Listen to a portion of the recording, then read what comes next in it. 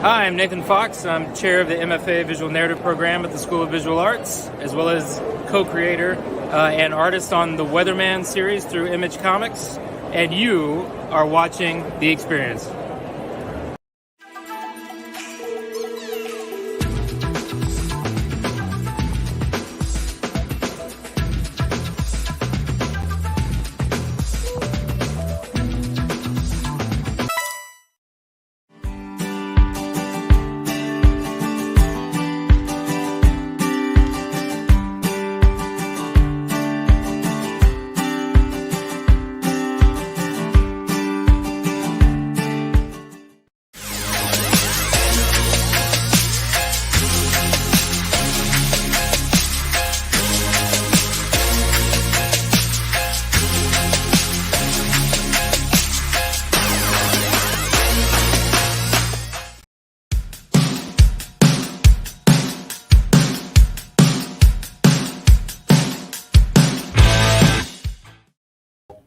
Hey, and here we are, my buddy John, and I think we've got our buddy AR waiting in the wings. I just saw him. There he is. What's up? What's going on, guys? Buddy?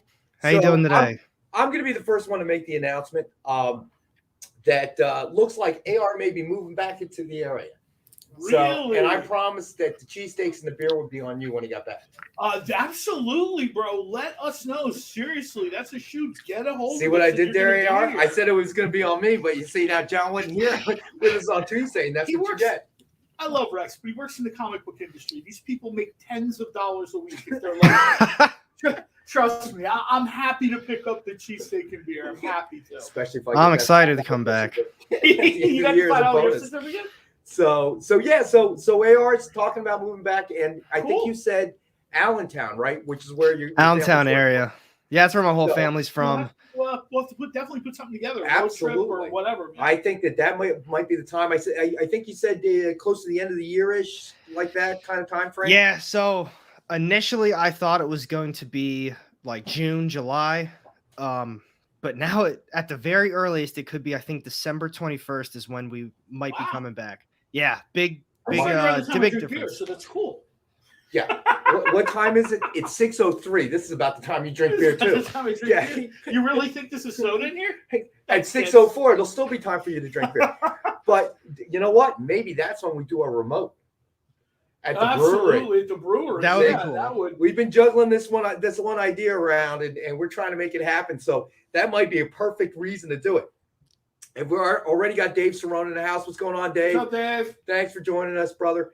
I know Hey, that. if we're gonna do a remote at a brewery, you got to give me a heads up so I can get there. Oh yeah, we'll Especially definitely if the heads up, food's Con. on John. Don't you worry. Yeah, it's not going to be like a secret, man. Yeah, I mean there might be an open invitation. I mean we might blow that place up. It's gonna be like Okay, a there might be- Facebook announcement. Dave may I'll bring the fly whole from mobile rig. Cali. We are Ron doing may come up so. from Maryland. Who knows? I mean, it could get crazy. Bring Yeah, the whole absolutely mobile crazy. rig. We'll slam that place. The brewery So- owners are into it, man. I've done stuff See? from there before. They're always down for stuff like that. So Dave's saying, AR, don't let them bring you to the office. They'll make you pay for the pizza. You don't know that, Dave. You don't actually know No, that. he's pretty close. Dave is. Yeah, it's pretty close, but he Dave's doesn't pretty actually close. know that is the point I'm trying to make. Okay. It's not like he's stating that as if it's factual, and it's not. It's probably pretty close to the truth, but he doesn't know that. So, all right. So the we last got, tip the food delivery got was like 2 issues of evil earning. So I'm like, wow. I can't even believe that word. I feel- All right. So new comic book day. It's new comic book day. Awesome Hashtag day. NCBD, best day of the week on social media, all the platforms. Everybody's kind of talking about, doing the deal this week. Before we start the show, I'm just going to throw Let out you guys hit it. Hit it. Dynamite has this week.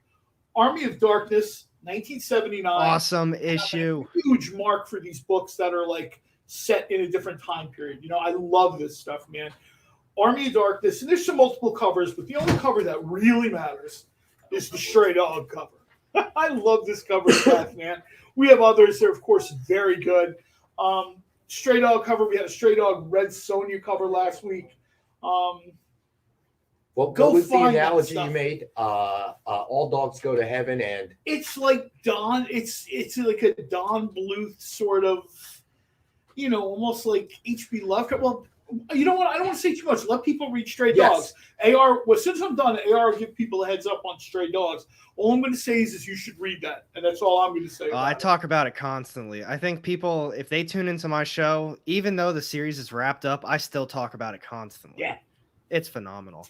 And that issue, Army of Darkness 2, awesome issue. Rodney Barnes, either he has to be a massive Evil Dead fan, but the cool thing about that series that he's writing is not just it's focusing on Evil Dead, but it's got a Warriors kind of spin-off to it too, like from the movie back in the day where they have these different gangs. Yeah. Oh, it's such a cool series.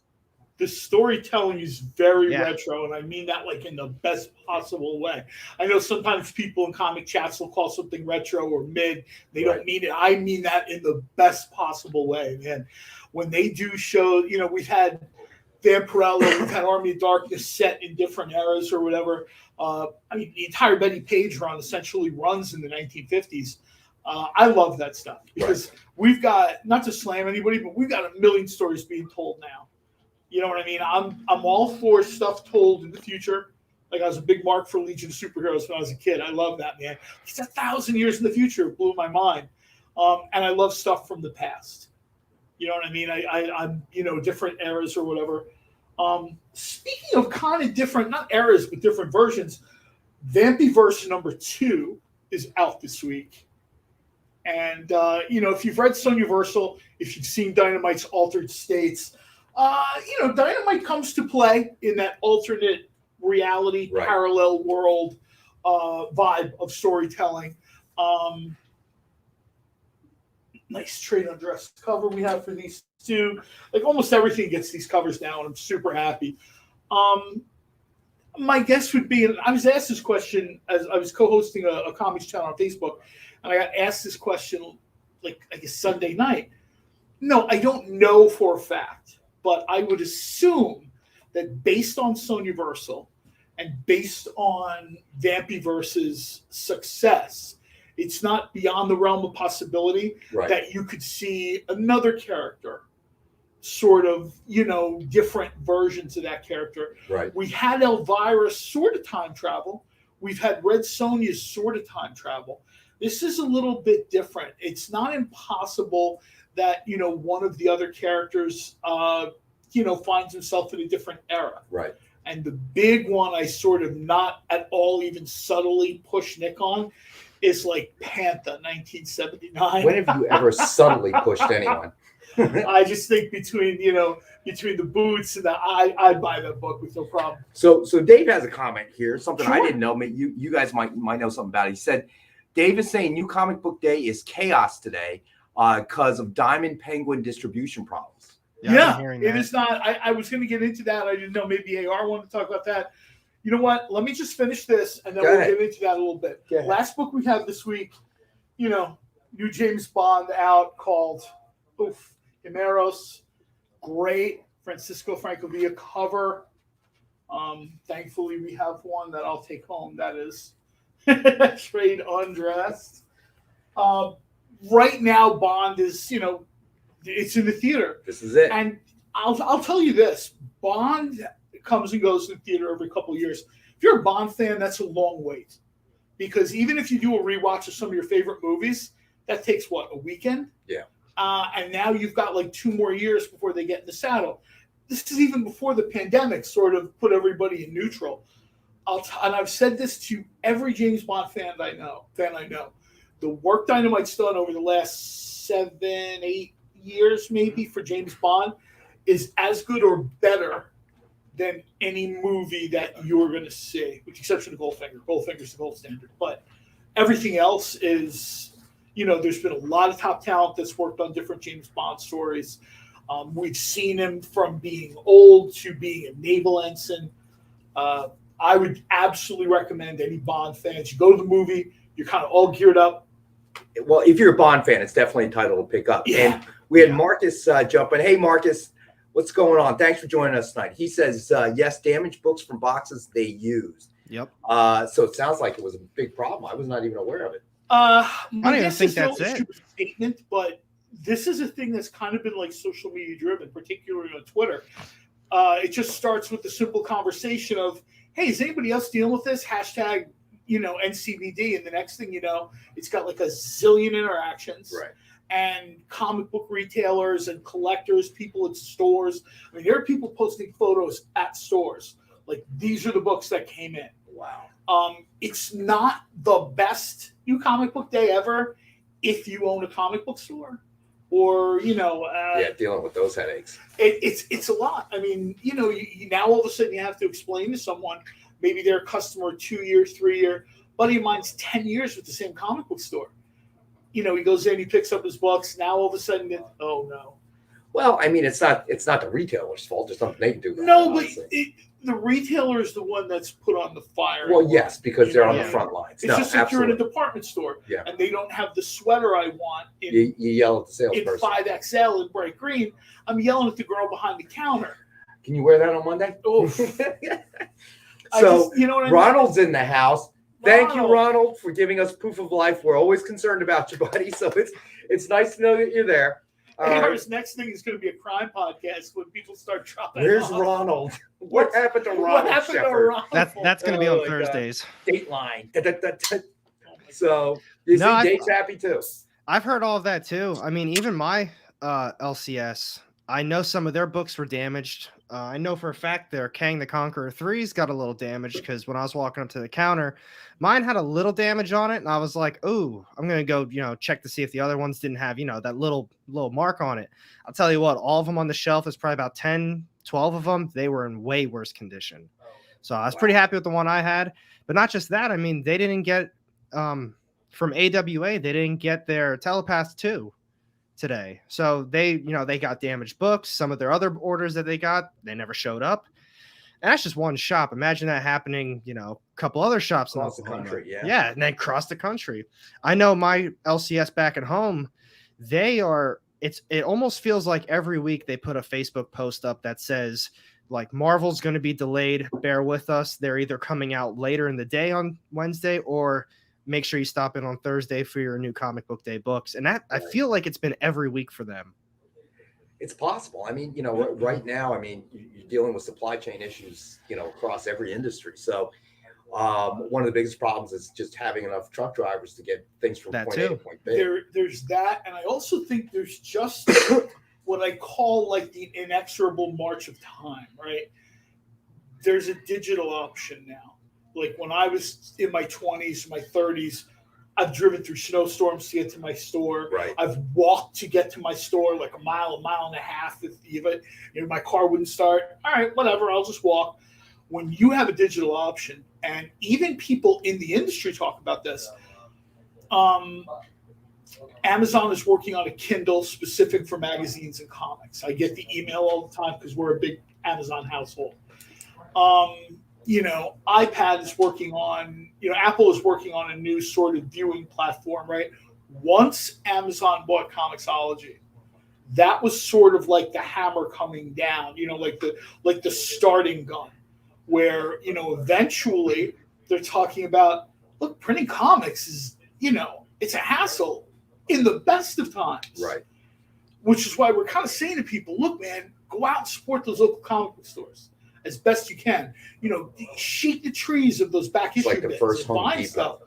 It's like, you know what I mean? We're sort of at a time now where, and I know people think this is great, but trust me when I tell you, you do not want the sole sort of provider of your Marvel comics to be Disney and whatever sort of gimmick they spin off. Yeah, to, I think AR and I touched on it yesterday on his show. Yeah, we kind of really got these were all things that we bit. hit.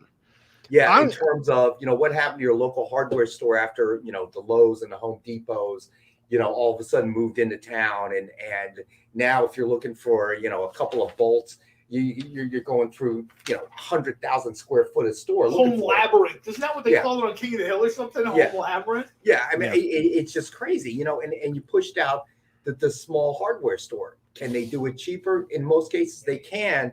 But, I think there's an experience that's lost there. And especially when it comes to comics, and going to your local comic book shop and just talking to people. I mean, I think that was the key, is that if we're not careful, just like the malls across America, all of a sudden you're going to be buying everything from Amazon. Well, that's what I was going to say. And I'm of course, already at almost. Yeah, right. I'm cheaper. People are like, can I get a car on Amazon? And I'm like, I'm a little old school for that, man. I need to kind of test drive this thing before Amazon just drops it off. I mean, look at Carvana too, Yeah, a car vending machine. Machine. Right. That, I'm serious. That's like straight that out. Blows that's got to be really big There's coins. an episode it blows my mind.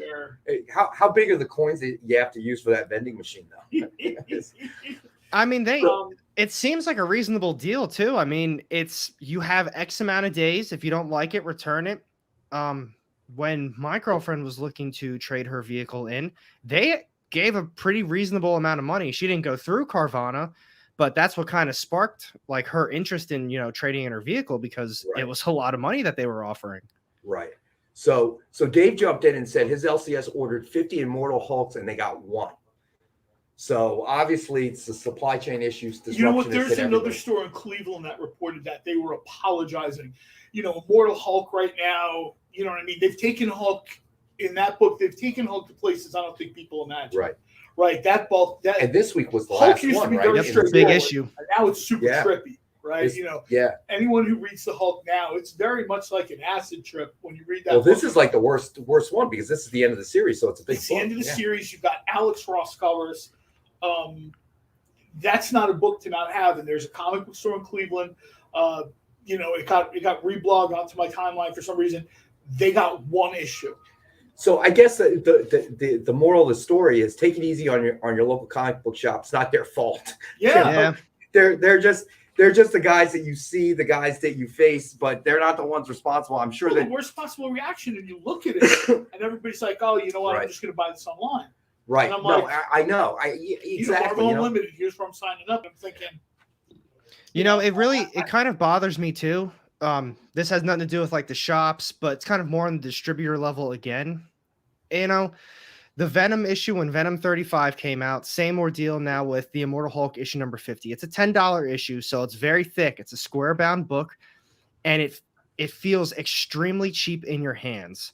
When Venom 35 came out, there was a lot of damaged issues. That one in, was it 500 incentive variant?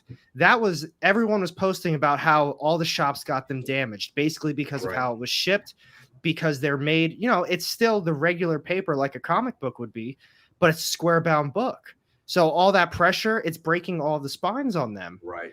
And, I'm seeing the same thing today with the Immortal Hulk stuff and all of the incentive variants for Immortal Hulk. I mean, that doesn't seem right if you're charging $10 and, it was a cool issue though. I mean, I'm really happy I read it, but I mean, mine wasn't exactly, if I wanted to slab it right off the shelf, it wouldn't be a 9.8. I'll put it that way.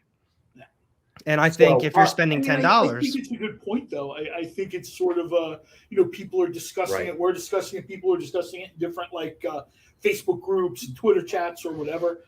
I'm always sort of concerned that eventually everyone talks about, first of all, the cost and the environmental, this, that, whatever. I could see a nightmarish future where comics are digital. Completely digital. Yeah, I mean, there's something to that. Yeah. Let's pick up on that in a second, but we always start off with the Dynamite 10-pack reader set. Essential. It's a great value. It is a suggested retail of $40. So each issue, so you get 10 random Dynamite titles. Great for gifts. Great if you're starting collection. Great if you have a friend who you want to introduce Dynamite titles to. Where were you guys 15 years ago when I was buying 2 copies of books and giving? How you walk out of here with free stuff? You've got the best 10-pack reader set there is. So Dynamite 10-pack reader set. The cover price will be $3.99 or more. So suggested retail of $40, and we're selling it for $5. And I've talked about this with AR, and you and I are always talking about. It really is just a way to kind of twofold. If we can introduce new comic collectors to reading comics, this is a great way to get started. 50 cents a title, doesn't get any cheaper than that. And a good way for us to introduce Dynamite titles. So if you order more than one, which a lot of people have, I know Ron has and Sheldon has, we'll try to mix it up. We won't try to repeat the titles if we know it's going to be the same customer. Somebody actually asked us that the other day, right? Yeah, we'll do the best we can to make sure. Well, Rex will. I don't do any actual work. Rex will make sure you don't get. Yeah, we'll do our best. I mean, our absolute best to make sure. If you buy enough of them, at some point we might have to duplicate. But that'll be available. We have this every show. It's Christmas creeping up, and $5 is sort of like the nice price gift to give. Right. Whoever you gift it to will think it's $40 because the cover price is that's it. They're not going to know it's $5. You don't have to tell them you bought it for $5. I mean, I'll tell you how I feel about my friends. One of those 5-packs is 10 gifts. So those 10 guys are done. You're welcome. What a pal. I spent 50 cents on you, brother. What a pal. It's both quarters. I also want to report some disappointing news. John waited too long and did not wear his Green Hornet watch today. I was actually kind of excited to see it. I did not.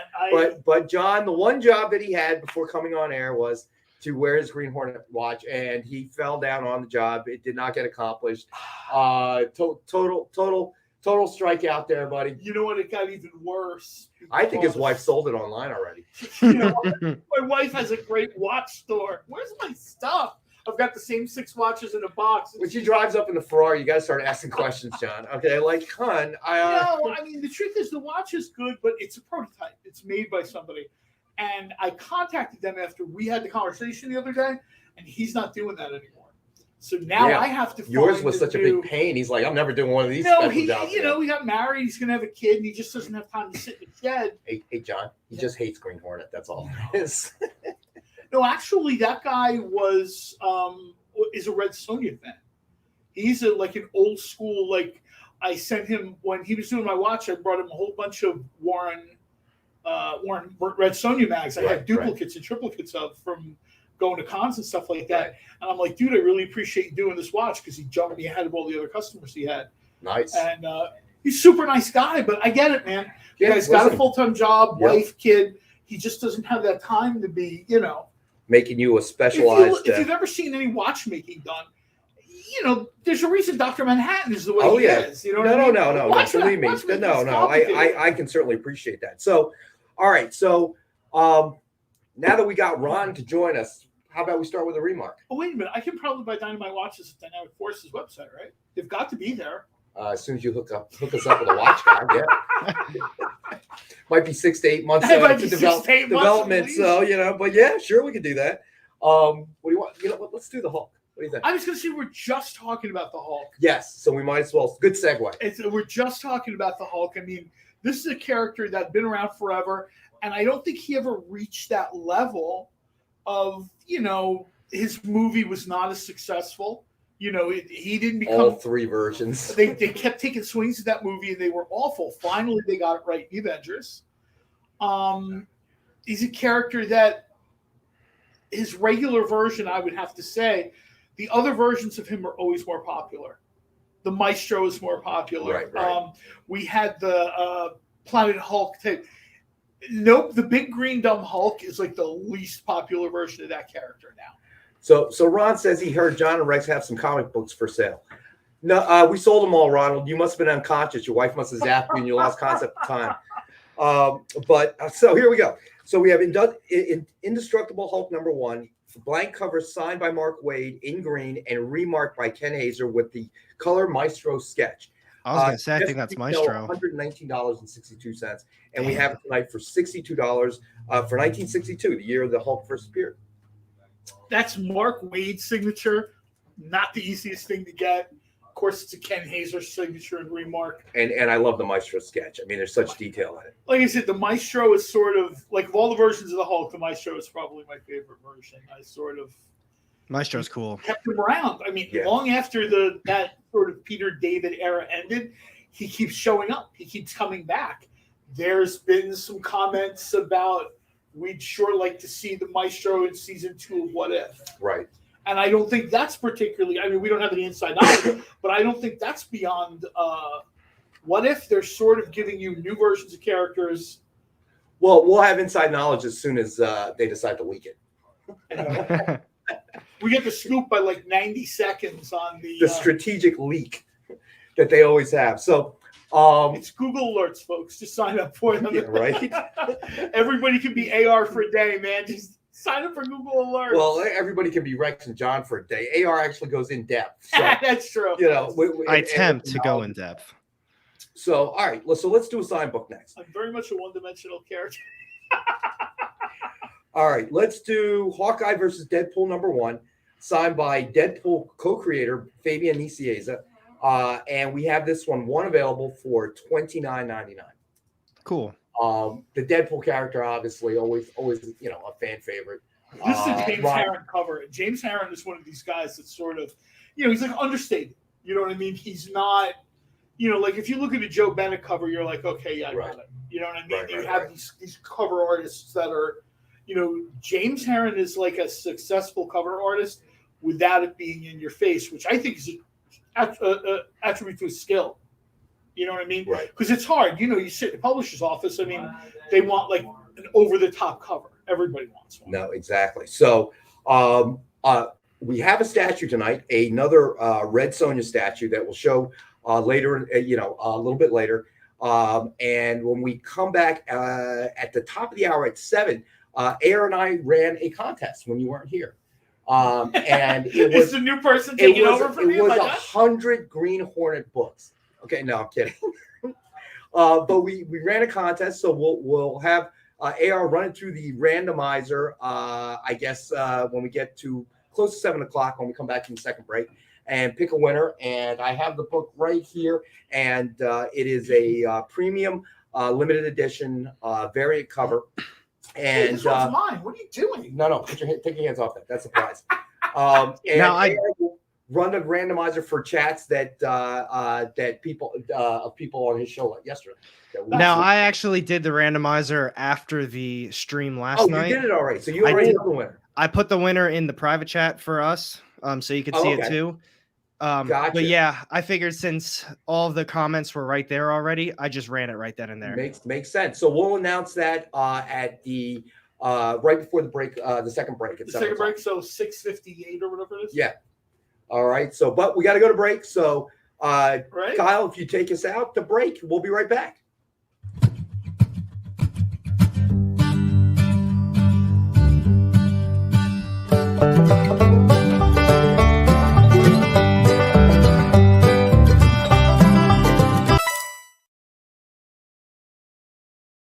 Hi, I'm Brian Haberlin, and I want to tell you a little bit about my new book coming out in October, Hellcop. Hellcop's been rattling around my brain for decades. When I launched Avalon Comics with Whilce Portacio, Hellcop was one of the initial launches, but I was wearing a lot of hats back then. So I gave over the reins to Joe Casey and Gilbert Monsanto, and they did a great job, but it was my baby. If you look at sketchbooks I've done over the years, there's Hellcops throughout. There are pages started, stories started. So let me tell you a little bit about the story. Discovering a whole new world that had only previously existed in our collective imaginations. A tale of adventure, betrayal. Hell's just another place, another planet with native creatures most on Earth would call monsters. And humans that have been there as long as they've been here. Doctors, lawyers, maybe too many lawyers. Please join me in October for the release of Hellcop and the Hellcop 3D Halloween special. Hey, I want to say thanks for watching, and I really hope you can go and ask your retailer to pick up Hellcop for October. There's going to be a 3D version with 3D glasses and the whole 9 yards, and the regular version, of course, too, with some pretty fun covers. Thank you for your attention, your support, as always, and hope you guys have a great day.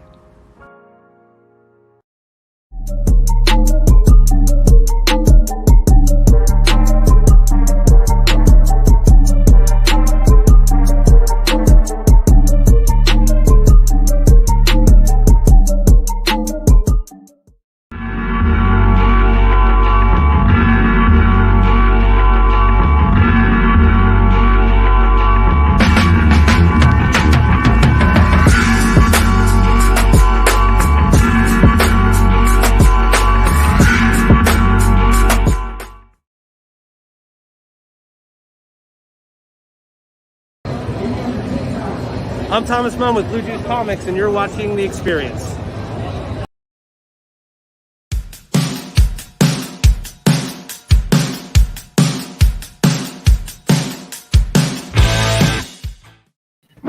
And we're back.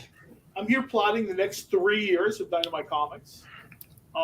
All Green Hornet published, but No, he's more imaginative than that. He knows he can't sell all Green Hornet; it won't work. no. Actually, Green Hornet is sort of a. I was told once a long time ago. If you're like a hardcore fan of something, somebody else would probably write it, because you're going to do the character or book, whatever it is. You're going to do it too weirdly specific to you. And then you're going to, you know what I mean? Then you're going to turn people off. I think that's the problem. Some versions of Star Trek have connecting with certain audiences because people different versions of Star Trek in their head, right? And that's all they see. And then when you have somebody come out with a new version or a new crew or whatever, you got some people that embrace it right away. And then you've got the, no. Yeah, they're going to be resistant to it. Yeah, no, that's true. And I think you would have that with comic too. If any hardcore fan of anything, like if Nick wrote the Flash for DC, there'd probably be people that are like, "Oh, that's awesome," and then there'd be people that would be like, most people would say it sucks because it would be fan fiction. I almost feel like that's where we're at with the current ASM run. It's like everyone was so excited for this next volume, and now the next volume is here. And I mean, if you didn't read it, it is what it is. It's going to be a small spoiler, but they're kind of going back into the clones. I'm not going to say he's wrong, that's for sure. Because I just don't have the interest in the clone stuff. And to finally swap things off to this, and it's like, oh, now we're getting into the clones. They're trying to push Peter Parker out and make Ben Reilly the next Spider-Man. It's right. Do I want to continue on with this? And it's coming out 3 times a month. You know, you got to pick your books sometimes. Even though Spidey's literally my favorite character. No, I agree with you. I mean, you know, after a certain point, you got to pick your book. So, all right. So we've been doing these offer books. You know, the last few weeks. Best offer takes it. Best offer takes it. And people seem to like it. So we're going to start off, but we're going to switch things up a little bit. So we're going to have our best offer for $1. Best offer takes it starting at $1, and we're going to have a couple items that are best offer starting at $5. Best offer takes it. So the first one is Blood Queen #1, high-end Ale Garza vegan art, ultra limited edition, with a suggested retail of $75, and this is going to be a $5 best offer takes it. So the claim started at $5, and if $5 is the highest claim at $7.55, then whoever claimed, put in the claim for $5 takes the book. And we will have a couple of $1 ones as well that start at $1. But so trying something new. If it works, it works. If it doesn't, then we'll blame John. Easy. See, easy peasy. That's what you get for not wearing your Green Hornet watch and not getting me my coffee. Which it's ironic that we were right before the show. John and I were talking about this coffee company that he's involved with. And they're having supply issues, very much like the comics. It's not, it's everywhere. There's orders to be filled, and there's just not product. My friend who does these T-shirts, right? One of the reasons he sort of stepped back. I mean, he had other projects, but it was getting too hard. It was getting really too hard to get things on time. And people, I hate to say it, some people are very cool, and they understand. Some people other people, their T-shirt arrives an hour late, and they want to take it to the Supreme Court to complain. I could see where smaller vendors, people doing it as, their gig, side hustle, whatever. I could see where people are like, hey, look, man, you know what I mean? It's not worth it. It's just not worth it. I'm not making that much money. Like my buddy with the watches, you know what I mean? He was like, I really dug doing these watches for people. He did these really cool sort of, he did, a couple of years ago, it was on Twitter. He did a watch for a Minnesota Viking fan, and essentially the entire thing is like the helmet and the horns. Right. Cool. That's a lot of work. That is a lot of work. And you can't charge that much. You know what I mean? Plus, when someone has it done on a really good watch, they're trusting you as it is. Yes. You hand somebody $700-800 watch and say, put an enamel Green Hornet on it. Yeah. And he comes back and it's not the Green Hornet and the watch is broken. It's like, oops, sorry. Well, anytime you take a watch apart, watches are meant to not be sort of, customized. Like it's fine to pimp your car. Pimping a watch, especially an expensive watch. Unless you're John. I actually People happened take their to have watches two of seriously. That watch, and I left one in a box, which I later sold, and then I took one out and I opened it, and I turned it over to him. And What did you say, AR? People take their watches very seriously. You know, Look at that's dude, like the who do you think I'm sitting compliment next what to you're here? wearing. The man has hundreds of watches. Literally, he could wear a different watch every single day of the year. you know, I don't know if I have that many anymore because I sold a lot. I've gifted a lot of them. Let's just say you're closer than any other human being I've ever met. I still have a fair amount of watches. I do. Unless But your a wife sold perfect them all. example again, one of the watches. Remember, I told you I bought a watch last week from Club Yes, Invicta? yes. They refunded my money. They're like, "We're really sorry, dude. We're just not going to be able to fill these orders by the end of Really? the year." Invicta is one of the largest and most popular But watches. you just got a watch from them. Was it that watch? No, No, it was a different one. I just they sent me a watch and then I looked at it. I'm like, you know what? I should have bought this one. Then I couldn't sleep at like 11:30 at night, so I got up and I was like, you know what? I'm going to get it anyway. And then I slept like a baby. Unfortunately, you know, I get a note from American Express like, hey, we just got this credit to your account. And I'm like, really? And then I get an email from them and they're like, we can't fill No these watch orders. for you. There's no watch for you. We can't fill these orders. So I'm like, man, thank you. I think we're going to see more of that as time goes on. So let's do a CGC slap book. Let's do Deceased #2, main cover by Francis Yu, CGC graded guaranteed 9.8. Suggested retail of $89.99, and tonight we have it one of our 5-star $50 books. Right in time for Halloween too. Just in time for Halloween. You're right. I highly suggest reading that series. It was awesome, and I'm really not a big DC guy. I know we've talked about that a little bit. Yeah, I remember we talked about that. Yeah. I'm just, you know, Batman, DC. Just if it's one or the other, I prefer Marvel. But I think if I have to say it, I think DC has better events.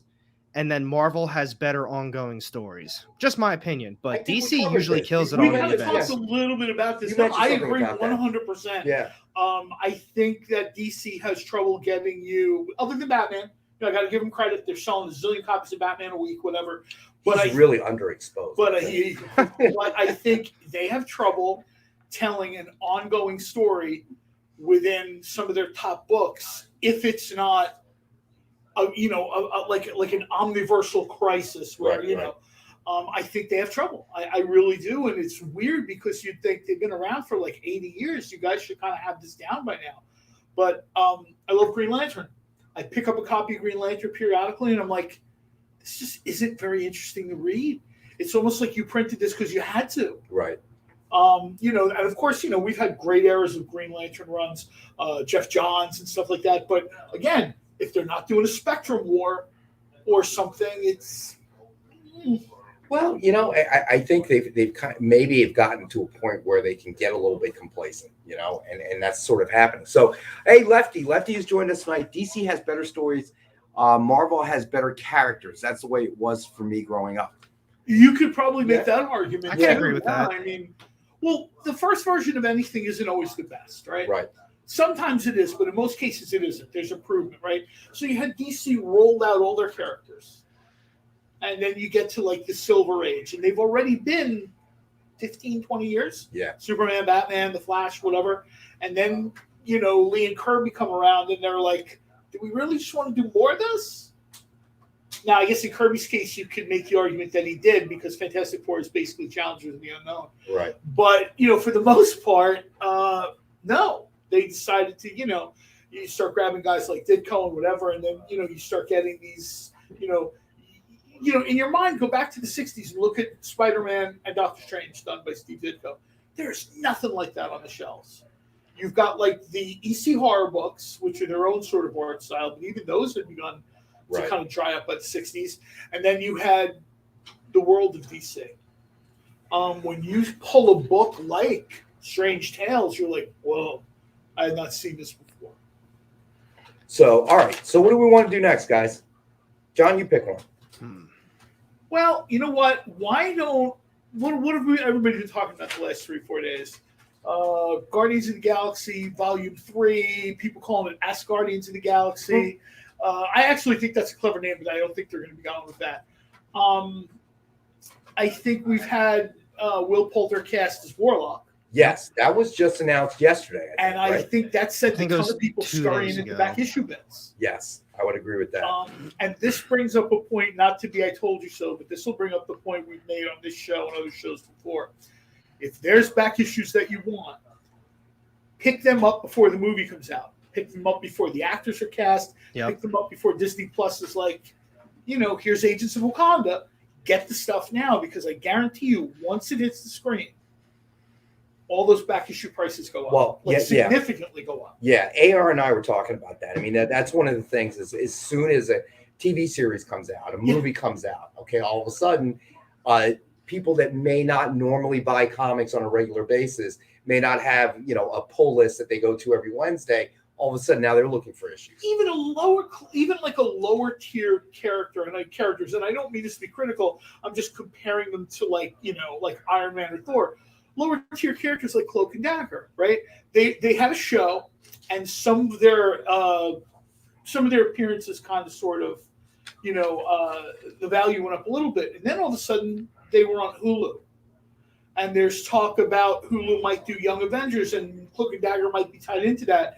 Nothing has been really cemented, or at least not officially announced. But all these back issue prices who would have thought Cloak and Dagger prices are going up? The next one they're talking about is Power Pack for Disney Junior or whatever. And right. As soon as you start, once you kind of get to that point. So I tell you right now, if you think they're going to do something with Power Pack, go grab them out of the dollar bin now. Right. Don't wait till the show comes on. And Power Pack number 1 right. at a CGC grade of 7 is $100. I know that sounds harsh, but I want people to enjoy collecting. We really appreciate everyone that joins us, so we try to give them as much. So we've got Ron, who is putting in a $5 claim on the Blood Queen #1 high-end. That's a nice book. Virgin Art Ultra Limited cover. All right, we got you, Ron. And if nobody else puts an offer up by the end of the night, book's yours at $5, my friend. Do we have the image for this CGC graded 7? Let's see. That's Marvel Premiere. Marvel Premiere Power Warlock. Hopefully we have this up here. I think that we do. I was Marvel even just Premiere. looking up eBay prices, not particularly for this book, but just in general. So like Thor, issue 165, the first appearance of him, which, Adam Warlock, just even from a day before it was announced, it jumps up even for lower grades, a couple $100, all within a day. So I don't really know what some people are thinking. Do they think that I need this book because they don't want to miss out on it? Or do they think that they're going to be able to make a profit once it gets a little bit closer to the movie? But it just seems a little FOMO. I think you're absolutely. I think that's got to be it. Yeah, I think there's a little bit of both that's going on there. I mean, I think I think you've touched on something there. I think there's probably both things happening, that's causing that. I mean, what do you think? Well, everybody wants to. It's definitely both things, but we started this mentality, and people who are active in chat boards, even before social media, everybody liked to have the first comment. And sometimes people would even put first with an exclamation point. Right. Yeah. Yeah. I remember that mindset of being, everybody who's been in chat boards knows what I'm talking about. Everybody wants to be first to the party. Nobody wants to be fashionably late to the party. And I think when you kind of migrate that over to collectibles and stuff like this.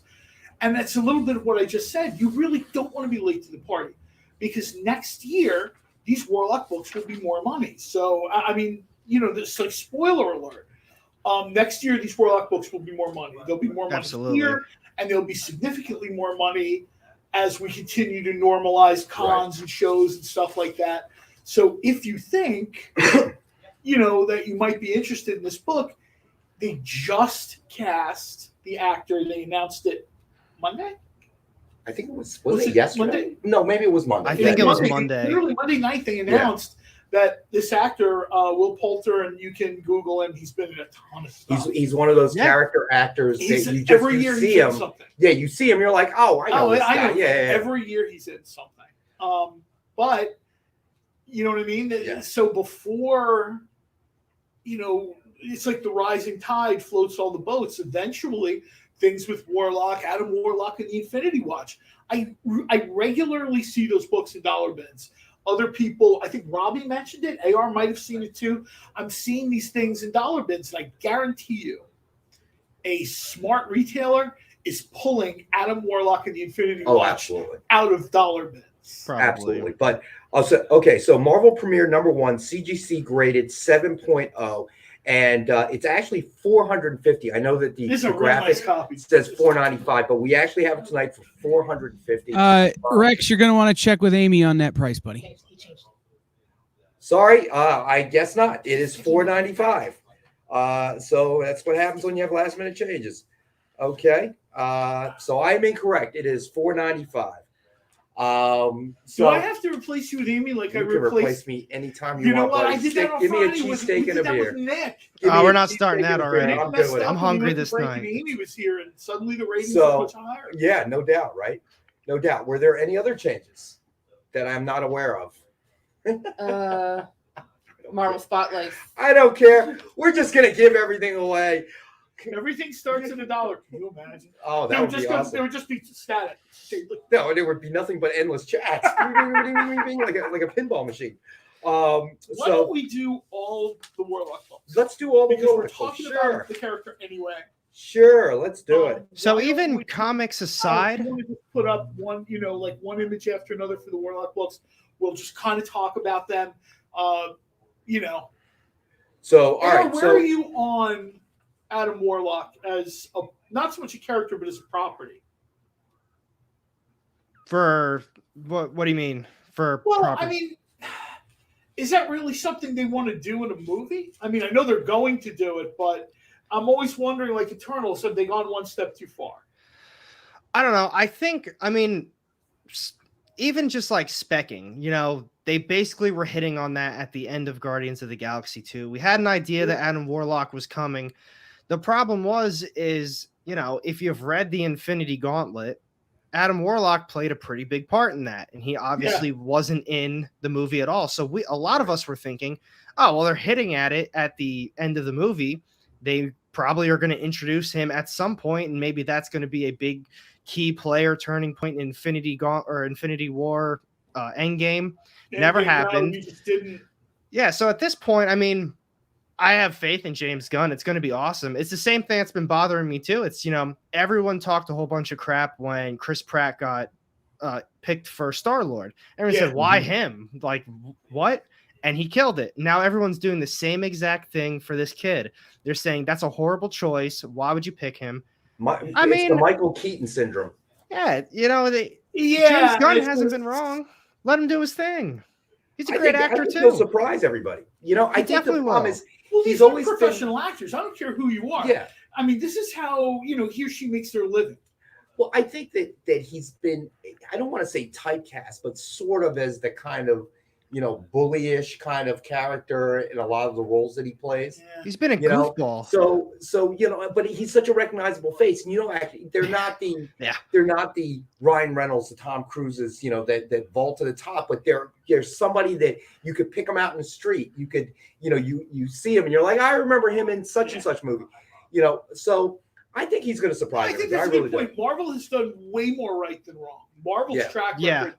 Once they moved away from other people doing their movies, these hideous sort of Daredevil, Elektra, Fantastic Four things done by Sony and Fox, which were various levels of successful, either commercially or creatively or both. Marvel has sort of decided, you know what, we're going to do what we do. Somebody asked me about Morbius, and I guess this is a slip on my part. I didn't realize Morbius was going to be a Sony movie. Almost immediately, my hopes for that dropped. Yep, that's how I feel with Venom. I'm not a big supporter of other people doing Marvel movies. They bought Fox, which I was happy of. I guess Sony, they can't make that deal. I really am not, as much as I like the actor, I am not a big fan of Spider-Man. I didn't like, Andrew Garfield did a fine job. It's not a movie I'm going to see again. Tobey Maguire. Now that I don't necessarily agree. I mean, I enjoyed the Spider-Man movies. Each one was a little different. I know Sony's gotten bashed a little bit, but I mean, I'd be a little willing to watch. I mean, it's not like the FF movies or the Incredible Hulk movies that were. I mean, it could be for all I we don't know know. who did the Incredible Hulk. Was that Fox? Was that Sony? I don't even know, but they just tried it please. so many different ways and so many different times. Murderous and really, Poodle, and you know. yeah, the only one that's really stuck, obviously, is you know the Avengers Hulk, and they that's managed to but he hasn't gotten his own movie yet. But all right, so real quick, I mean, to get back to the Warlocks, so we have Strange Tales number 178, and I think we have 2 copies of this, right? One is signed. these are significant because these are artist-proof copies from the private collection of Jim Starlin, and it is also signed by Jim Starlin. Comes with a certificate of authenticity from the artist's choice. So that would be Spencer Beck, who represents a lot of creators, including Jim Starlin, obviously. And let's see, we also have Strange Tales number 179. This is also a artist-proof copy. So it's a file copy that Jim Starlin actually owned. And it is also signed by Jim Starlin with a certificate of authenticity from the artist's choice, who, again, that's Spencer Beck, who represents the creators, including Jim Starlin. So we have those available. Kyle, I'm going to let you throw up the price because obviously I don't know what the price is. I wasn't copied on that memo. So there we go. So Strange Tales number 178 and 179, $300 for each one. And again, this is a file copy, a artist-proof file copy of Jim Starlin's, the copies that get sent to the creator. Yeah, I mean, when you get it, I mean, getting an opportunity, there's chase books, and there's sort of rare books, and there's collectibles, and then this came from the creator's office. I guess the best analogy, you're right. The best analogy I can make is, you can go out and buy a Judge jersey if you're a Yankees fan, and then you could buy a game used jersey. Okay. Yeah. So the difference between the two, I mean, one is a signed jersey by whomever, fill in the blank. You could say Willie Mays, and then you have an opportunity to buy Willie Mays game used jersey. Obviously, that puts it, from a collectible standpoint, way above. So in a sense, this is the same thing. This is a file copy, that was sent to Jim Starlin. Obviously, something the creators had their hands on, whether it's cars. Whether it's occasionally I do events with the Philadelphia Whiskey Society, and when you get that and notice I have no whiskey, you get that distiller's reserve that comes in the nice wooden box, and they open it. They've only done 10 bottles. There's a reason those bottles are $600 each, and the whiskey is $40 a bottle. See what you do is you have one sip of that, and then the rest of the night you drink the cheap whiskey. Because you want to be drunk drinking that expensive stuff because expensive stuff is for dessert and sipping. If you go to Lou and Mickey's after Comic-Con in San Diego, that's dessert. I'm not the biggest sweets guy. I tell people this is bacon, not brownies. Yeah, I always start sipping the whiskey, and then somewhere through the course of the evening we're taking shots. I don't know how that works out. It just sort of transforms. Comic-Con misbehavior. Now, super quick before we move on to the next book, that the Strange Tales 178. Yes. Since we were talking about Warlock, obviously he's Warlock's on the cover. That's actually the first appearance of the Magus. So if we're really specking on anything and we're talking about him being in the Guardians of the Galaxy, that's definitely a route that they could take. So not only is that a huge book right there in regards to, that's his personal copy and it's signed and it's the first appearance of Magus, but what Magus is as a character, that's just an evil version of Adam Warlock. I prefer to use the term superior version. So Dave jumped in with a very good point. Don't buy if you don't love it. Buying on spec alone always leads to heartbreak. We would agree with that. Yeah, not everybody. Yeah, not everybody listens to us. Obviously, there are spec buyers out there, and obviously in certain titles they're driving the price up. So if you own one, that's good news. If you're looking for one, that's not such good news. And Dave said he bought some of the Starlin books. I remember that on our show. So these are great finds. We get them from Artist Choice, and these are personal file copies of the creators, and they're signed. So it's not just obviously a timely book right now with the announcement of Will Poulter being cast as Warlock, and now we know obviously that for sure the character is going to be in Guardians of the Galaxy, but an opportunity to own one from that was owned and signed by the creator. So see, that's something Jim I don't Starlin. know how CGC would grade Slab that, but That's an interesting question. I'd love to see something like a book that you're just going to get a reader's copy anyway. I'd love to see a book like this, and I realize it's not like the best condition.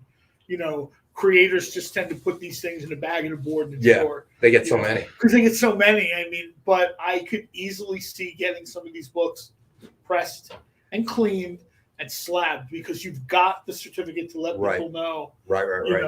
So before we have to go to our second break, let's do another $5 offer book. Nice. So we have Black Bat #7, high-end Adrian Saif, black and white, ultra limited variant cover. Suggested retail is $75, and we're going to start the offers at $5 for that book as well. So that would be our second $5 offer book, and the highest offer at the end of the night takes it. Best offer takes it at $7.55. I think is when we usually do it. Now, when we come back from this break, you guys are going to do the yes. When we come back from the break, we will announce the winner of the chat contest. Yes, and the book that they're going to receive as their prize for watching AR show yesterday. That was with you though. What's that? You made the episode. Yeah, well, you know what? I just made it up. I enjoy giving away Nick stuff. It's cool. And John just eggs me on anyway. So what's in that drawer? Go look. That is $4 sign. See what's in that drawer. This is why Nick won't take a vacation. He's afraid what you and I might do. Unsupervised running amok. Wait, I work here. Yeah, well, we have to make changes. I'm sorry. We have to change the lock. Not so much. So can we see the Black Bat? We can. There it is. It's up on the screen. I love the Black Bat. The Black Bat is one of those Dynamite books that's sort of under the radar a little bit, like Blood Queen. Right. These are books that I just thought were extraordinary, and the people who read them liked them, but they didn't get the same spotlight as Vampirella, something that's better known. Right. What I mean? Characters like Red Sonja and Vampirella have been around for decades. So essentially, all you have to do is say to someone they're being published. So Marcus has an interesting question. Would CGC accept signature books if Starlin also signed one of their forms? As I understand it, they will. But I'm not the actual direct contact, Marcus. Yeah, we're not the expert, but Kyle, if you don't mind, when you get a chance, throw up my email. You can certainly email me that question, and I can direct it to somebody here in our office that deals with CGC and deals with this particular issue that you just posed, and get you an actual answer. I would imagine that they would, but I'm not absolutely certain, and I don't want to give bad advice about anything other than cheesesteaks and beer. I would think that CGC probably has, like I don't want to say on file, but there's probably a mechanism for so this. Actually, right? Dave Of course Dave did. Go ahead, AR. What were you going to say? I was going to say, so I don't know if they're moving in that direction, but I know they hosted that one event with McFarlane. Yes. So basically, Dave mentions it in his chat. Is that what it is? Yeah. He said. Yeah, and the J. Scott Campbell one as well. Right. So I don't know if with the new takeover from, I believe, was it Blackstone, the investment firm? I know they're doing a lot of new things over at CGC. They're starting to streamline their return times. So I don't know if maybe some new events or maybe if you have something like this, they might work towards it. Right. As of now, I don't think they do, or they're not even like interested in stuff like that right now. But I wouldn't be surprised in the future with the way CGC is doing their stuff. Right. No, I agree. I think right now they're just trying to catch up. But all right, it's time for us to go to break. And when we come back from break, we will announce the winner of the chat contest from AR show yesterday.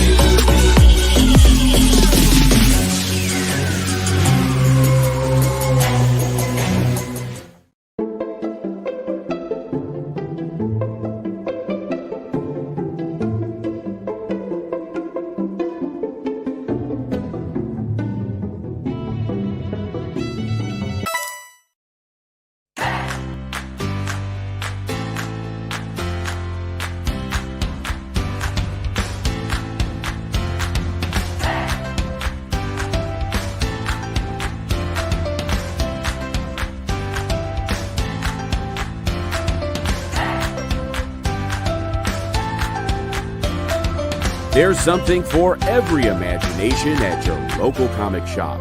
Visit comicshoplocator.com to find a store near you.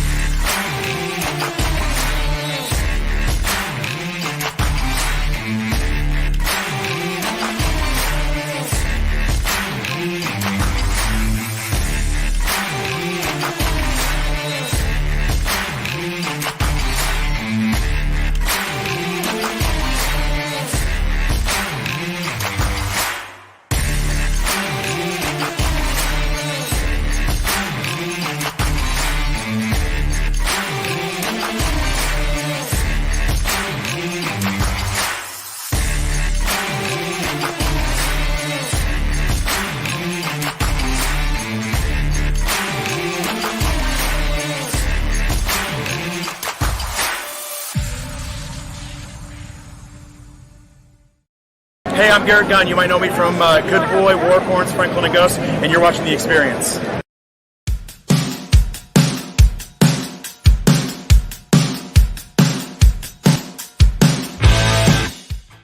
You ever asked me to cut a promo for The Experience? And I'm doing the God show. Silence. Silence on this end. Silence. And you're live on the show, John. He didn't say You it. weren't at New York Comic Con. He didn't say it. So, all right. No, so, I learned from podcasting you really have to sort of bleep yourself out. You can't. Very well done. So, to answer the question, so just to show everybody a certificate that will come with the Jim Starlin books, hopefully that works. So you get a certificate of authenticity from Artist Choice, Spencer Beck, longtime old friend of mine, longtime agent in the business, representing different creators. We get a lot of original art from Spencer, so you have a certificate that will come from him to tempt the That audience. Howard Porter Green Lantern. Yes, that's right. That's right. That's right. That was very, very cool. So let's go ahead and run the contest. Oh yeah. AR, you want to announce who the winner is? Awesome. Yeah, I'm hoping he's in here. I'm not 100%, but the winner from last night's giveaway, like I said, I ran the kind of the website I use. I did it right after the stream ended. I just put everyone's name that was currently in there, and the winner of it ended up being Figure Drawing. So I'm hoping you're in this room right now. You were actually commenting a lot last night, and you were in the chat, so I thought that was really cool when your name popped up. But Figure Drawing is really did win. cool. So, so who was it again? Figure Drawing. Figure Drawing. All right. His little avatar, I think it's a yin yang symbol. Okay. Well, he or it is a he, right? Maybe. I think it is a he. They, he, she, they will receive Sacred 6 number 11, Lucio Perillo variant limited edition, no trade dress cover. And we will get that out to you as soon as possible. Thanks for chatting on AR's show. And you know what? Sacred 6. What's that? Now, you know I'm never going to miss an opportunity to do a promo. Well, then you should have joined our show. Speaking of that, you should have joined AR's show and put yourself in a chat, and you would have been put into the randomizer. In November, we have coming from Dynamite Comics, Nyx, which was a very popular character from Sacred 6. I think November 10th, maybe? I think so. I'm looking forward to that. I will get an email from you on November 9th, which will immediately go into my junk folder. John folders with junk codes. It's the other way around. So but congratulations to the winner. And you know what? Let's run another one. What do you think, AR? I'm about it. All right, let's run another one. So everybody who is commenting in the chats today will be automatically entered. And then I guess we'll announce the winner on AR's show on Tuesday. So tune into AR's show. If you are not watching AR's channel, you definitely should. Shame on yourself. Yeah, shame on you. But beyond that, some great content that AR does about comics, reviews, that type of thing. It's more in depth. I mean, we have a lot of fun here. A lot of this is done for entertainment purposes. Yes. AR show is more for, I don't want to say education because it's not like he's taking people to school, but it's more informative. It's more in depth. It's, we mention stuff and then we move on. Right. Between the two of us, we've had like 9 espressos before this thing comes on. 9. You're slacking. You're behind. But yeah, so everybody who has commented tonight until the end of the show will automatically enter into our contest, and we will announce the winner on Tuesday at 4 p.m. Eastern time on AR show. And it's been great fun. I mean, working with AR and different guys to kind of. We are very fortunate. I mean this is a shoot. We are very fortunate that to people that are willing to join, take the time out. I mean, we appreciate everyone that joins the show. We do. First and foremost, we realize there's, everybody's busy. There's other stuff we can do, but when we have, contributors that make time to be on the show, keep in mind they're doing their own shows and all their own sort of research. I mean, really, Rex and I are the only show I know where we just kind of turn on the lights and go, "Okay, hi, we're here." And sometimes we don't even turn on the lights. Sometimes we don't even turn on the lights, but most of these shows, they're topical. Yes. Breakdowns. There's, And we try to be complimentary. I mean, I think, and I brought this up before. We're trying to, with 2 years of the pandemic, pretty much locking everybody down. And saying that, definitely visit your local comic book shop. They need, they need your patronage. We're trying to recreate that for people. Let's see. All right, so Dave's got a request. Let's see the Vampy and Red Sonja on the shelf today. All right, fair enough. All right, so we do have a Vampy in Red Sonja. Let's see here. Okay, here we go. So Vampirella Red Sonja #1 Atlas edition signed by Terry Dodson and Rachel Dodson. Suggested retail of $49.99. It's tonight we have it for $19.69. The year that Vampirella first appeared, and of course, with most of these items, unless otherwise mentioned, like the Dynamite 10-pack, we only have one. And if I remember, this was set. We talked about this a little bit earlier about things set in time. Yes. If I remember correctly, I think this is set in the 60s. I believe you're correct. I think it's the 60s or early 70s. This is right around the time when it just I think when they do that, it frees them up. You know what I mean? Like the reader, like I've heard people say, isn't Red Sonja like female Conan? No. And it hasn't been for a really long time. I was on Twitter one day when someone said that to Gail Simone, and like Twitter almost melted down. She's like, no, not at all. So, you know what I mean? When they free characters up, like Batman 66, people say you hate Batman. I hate some versions of Batman. I love Batman 66. Now, when you mentioned Red Sonja, the Gail Simone, Mm-hmm. we were talking about that, I think, about 2 weeks ago now. I actually saw the hardcover. If it's the omnibus or it's just a big collected edition. Oh, yeah, with the Walter Giovanni. Yeah. I saw it at my LCS. I almost grabbed it, but I ordered the Why the Last Man omnibus like that same day, and I thought, I can't spend another $50-$60 on this. But I did see it, and I know it's there, so I might have to pick that up. That and I've read most of the Dynamite stuff that's come out. I've probably read everything in the last 15, 16, 17 years. Various runs of Red Sonja have been more and less successful commercially, more and less successful creatively. Most modern Red Sonja fans will agree that Gail Simone and Walt Giovanni run, it's sort of like the high watermark. You know what I mean? And there's been other really good stuff. But I think that's about, if you want to kind of boil down cult to the essence of Red Sonja, I think Gail Simone really dials into it. No, I hear you. So we have Stevie B's House of Collectables. He's commenting a hello for contest entry. That's great. Thanks for joining us. But there's a plate of shrimp scampi calling him. We can appreciate that, my friend. I appreciate that, man. We can definitely. I thought we were done talking about this food. Eat your shrimp scampi. You're definitely entered in the contest, Stevie B's. Thanks for joining us. I mean, we thank everybody that joins us. If you like what we're doing, please hit thumbs up, share, whether it be on YouTube that you're following us or Facebook, whichever the case may be. If you haven't already, definitely visit AR's YouTube channel. Some great content there. Obviously AR, very, very affable guy, very knowledgeable. You're going to love some of the content that he has on his channel. So definitely tune in and watch much less hateable than we are. So Dave says, note to collectors, the Gail Simone Red Sonja omnibus is huge, really oversized. It really is. So, And it's not Yeah, expensive it's either. almost like a catalog, like for old people. Right. Those of you who remember like the Sears catalog or whatever, this is a massive book. I mean, the it's Sears not. catalog. We're dating ourselves now. No, but it's true though. I mean, Hey, I know what that is, too. This thing, it's like a giant thick laptop or whatever. It's really big, and I could see, and it's not the cheapest thing in the store. Right. I mean, I think like you have to kind of consider where you're going to put this thing where you get it. Agreed. All right. So you know what? Should we do another remark? Oh yeah, absolutely. Let's do another remark. So wait, is that the only thing that Dave wanted? Was that one book, the Umbrella Red Sonja? Or did he want the Umbrella and Red Sonja? He said he bought the book at his LCS, but not signed, of course. I think that's what he meant. You know what? I think I might have gotten this. I don't know if I got the trade for this. For some reason, I didn't have all the issues because I have like nieces and nephews and godchildren and stuff just disappears. So I don't care. Along with that Green Hornet watch. Oh my! Could you imagine? I got to start shaking these kids, shaking them down. I traded they come over for dinner.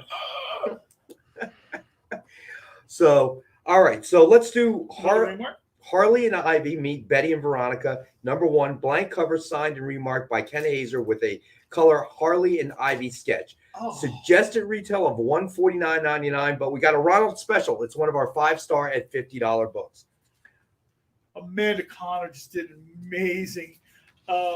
If you collect the book, which everybody should, it's Amanda Connor art with Ken Hazer doing the sketch here. I mean, Well, I mean, we talk about one of these days we're going to have to seriously look into doing a Ken Hazer album. I mentioned this in the chat I was part of on Twitter earlier today. Yes, at some point we will try to put all the ducks in a row and we'll try to get Ken to call in or join or something, and we will do like an hour of this whole board will be released. That would be pretty cool.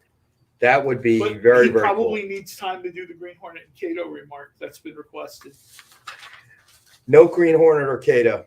You don't know that. I actually asked Ken on Twitter, and he said, "You never know." That's a nice way of saying no. I know. I was going to say that's a nice way of saying no. Translation: No. That's a nice way of saying Nick needs to send me a check, and I'll draw whatever you want. So, all right. So let's do a dollar offer book. Best offer takes. All right. So Nice. we have Extreme Carnage, Riot #1. That was a incentive cover, 1 of 10. So retailer had to get 10 to get 1. And we have it tonight as one of our best offer takes. It's starting at $1. So anybody wants to claim it, if you claim it for $1 at $7.55, if you're the only claim on the board, it's yours for $1. I'd buy that for $1. My gosh. I'd buy that for $1. We That's really gonna get old need to get soon. that clip. Yeah, we do. I don't know. Well, Kyle will probably tell us that. I don't know if that's like legal violations. Like you can't use that clip because it's trademarked or whatever. Probably. Kyle's the expert, not me. But I would guess that you probably could use that clip. So just to go over our claim books, so we have, which we just offered, Extreme Carnage, Riot #1, a 1 in 10 incentive cover. So starting at best offer for $1, and the best offer at the night takes it. Yeah, can we get that Extreme Carnage up? The image of it. Hopefully we have it there. And then we had the Black Cat #7, high-end Adrian Saif, and that was a $5 best offer start. And Blood Queen #1, high-end Garza Virgin Art, ultra limited cover, and Ron is the lead offer at $5 at the moment. So there it is. There you go, Ron. So this one is starting at $1, and it is an incentive cover book, 1 of 10. 1 out of 10. So the retailer would have had to order 10 of the regular covers in order to get the 1 incentive cover. Now, So- if you are interested in reading this series too, Say that again. I was going to say, now, if you are actually interested in reading this series, I'm not 100% because I know this is part of the newest Extreme Carnage event that Marvel was doing. I'm not going to lie, I gave up on it. I was very symbiote out after the whole Venom run just ended. This was like a brand new symbiote event immediately after Venom. And what was it? King in Black. After all that, I needed a little break. Read the first issue. Now, if they would have waited, I think, a month to release it, maybe not even a whole month, I think it would have been a lot more popular because I really like that first issue. It's basically, it is what it is. Carnage is back and he's got all of his, he's got like a whole team of people that's on his side. And he's trying to, take over the country or something like that. But I think you're right. They should have waited. I would have even waited a little bit longer. Give people a chance to catch a breath. I know. That's what happened when I talked to most people. They just said that they needed a break from symbiote stuff for a minute. It was absolute carnage that ran into Venom, that ran into King in Black. And then this was a fresh Carnage event immediately after. I think you can make the argument that this is kind of what Marvel does, right? I'm old enough to remember when suddenly everybody became a mutant, right? Yeah. Like the X-Men became super popular and suddenly everybody became a mutant. Right. And you were like, all right, after a while, there were 9 X books. Things are coming out weekly. You're like, I mean, that's how it is with X-Men right now. I talk about in my videos. You can literally make a poll list of only X-Men, and you're still spending just as much as everybody else every single week. Yeah. You've got the regular X-Men. I think there's an X-Force title now. Excalibur's still going. I think Marauders is still going.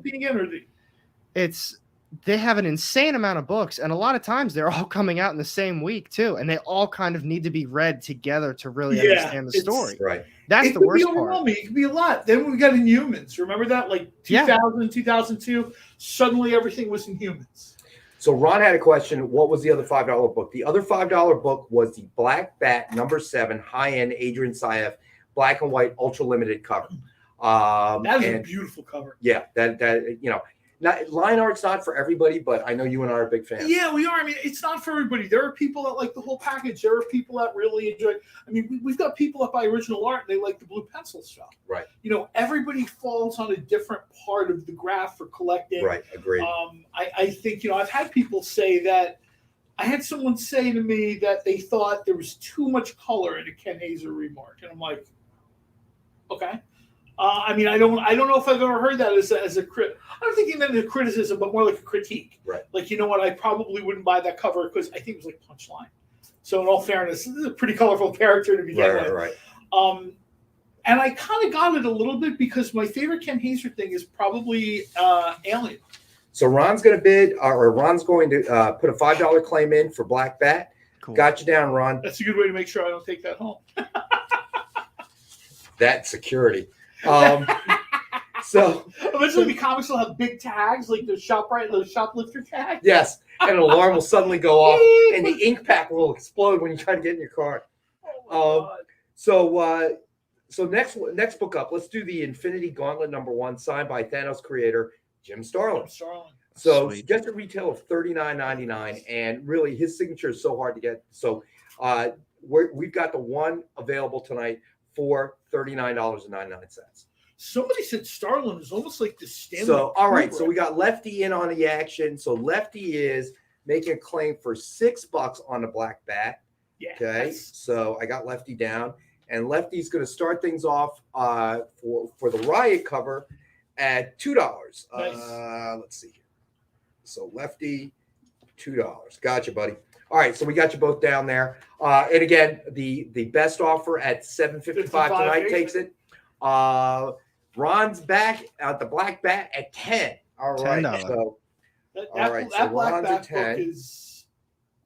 All right. So we'll see how quick this action goes. And we have a statue tonight as well, which we should probably go to next. What do you think? I like this statue a lot. This is sort of this is going to be a little harder for you to sneak out. Nah. I'll just pull a fire one. I've been saving that for something really good. Yeah, as if you think we're going to react to the fire alarm.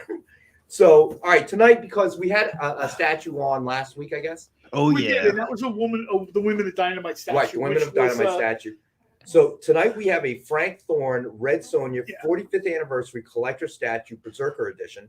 All right, so the sculptor was Steve Kiewis, and obviously based on Frank Thorne's art.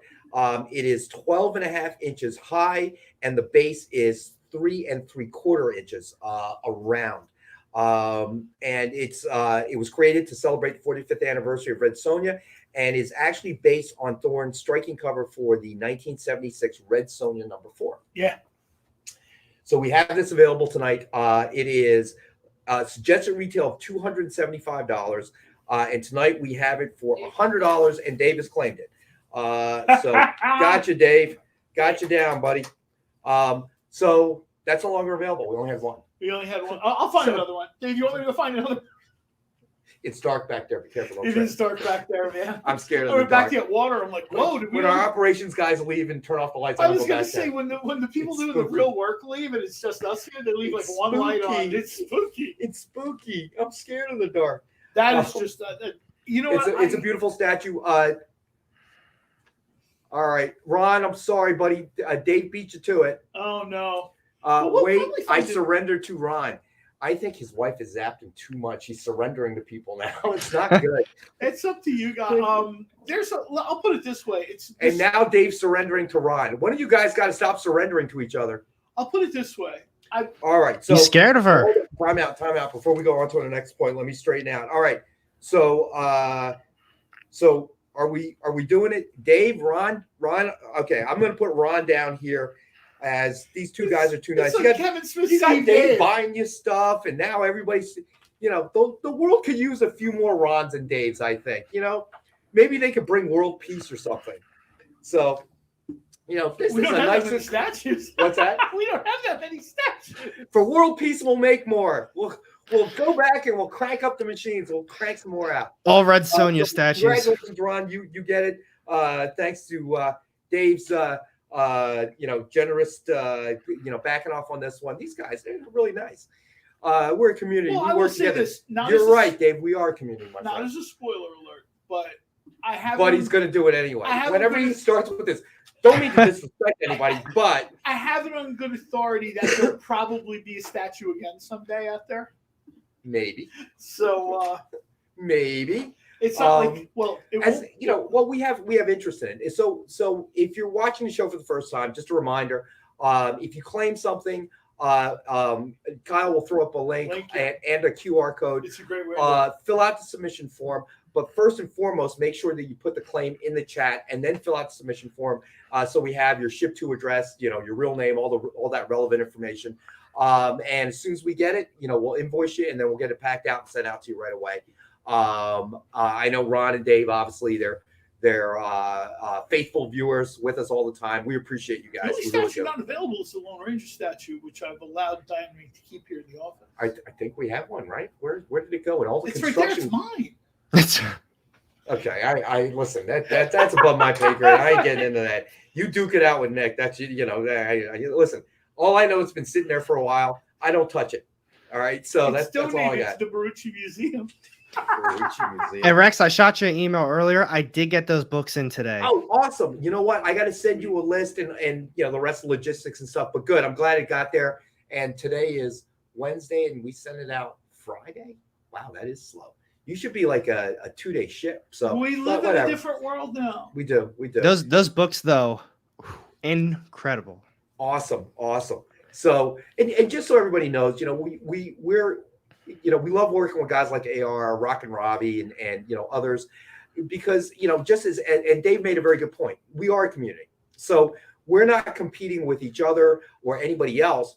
We're competing with you spending your money on collectible watches or something else. Why am I the bad guy? Yeah, well, because it was the first thing that came to my mind. We're trying to build the comic reading community. So collectors or readers, not everybody's a reader, as Ron has expressed to us. He's more or less a collector, but we're trying to grow that community because and I think we talked about this on your show yesterday, AR, is that we've seen the MCU, we've seen the DC universe, we've seen the movies, TV show, just into the billions and billions of dollars, and there's a whole new group of fans out there that just haven't discovered that, hey, guess what? All this stuff, the source material, are these comics. You have Amazon creating this new sort of fan base, right, of people that maybe never read comics or hadn't read comics for years, and all of a sudden they check out The Boys, right, and they check out Invincible. Very good I've point. seen comments on Facebook like, "Wow, comic books have changed since I was in high school." Yeah, and I'm like, "Yeah, Yeah, they haven't. I think it's kind of like, it's all new people coming to the party. The comics have changed, the movies have changed, the TV shows have changed. This isn't the, I go back and I watch. We gotta try to find something for the boys to put up on the show. Yeah, we do. Yeah, that's a good point. You know what?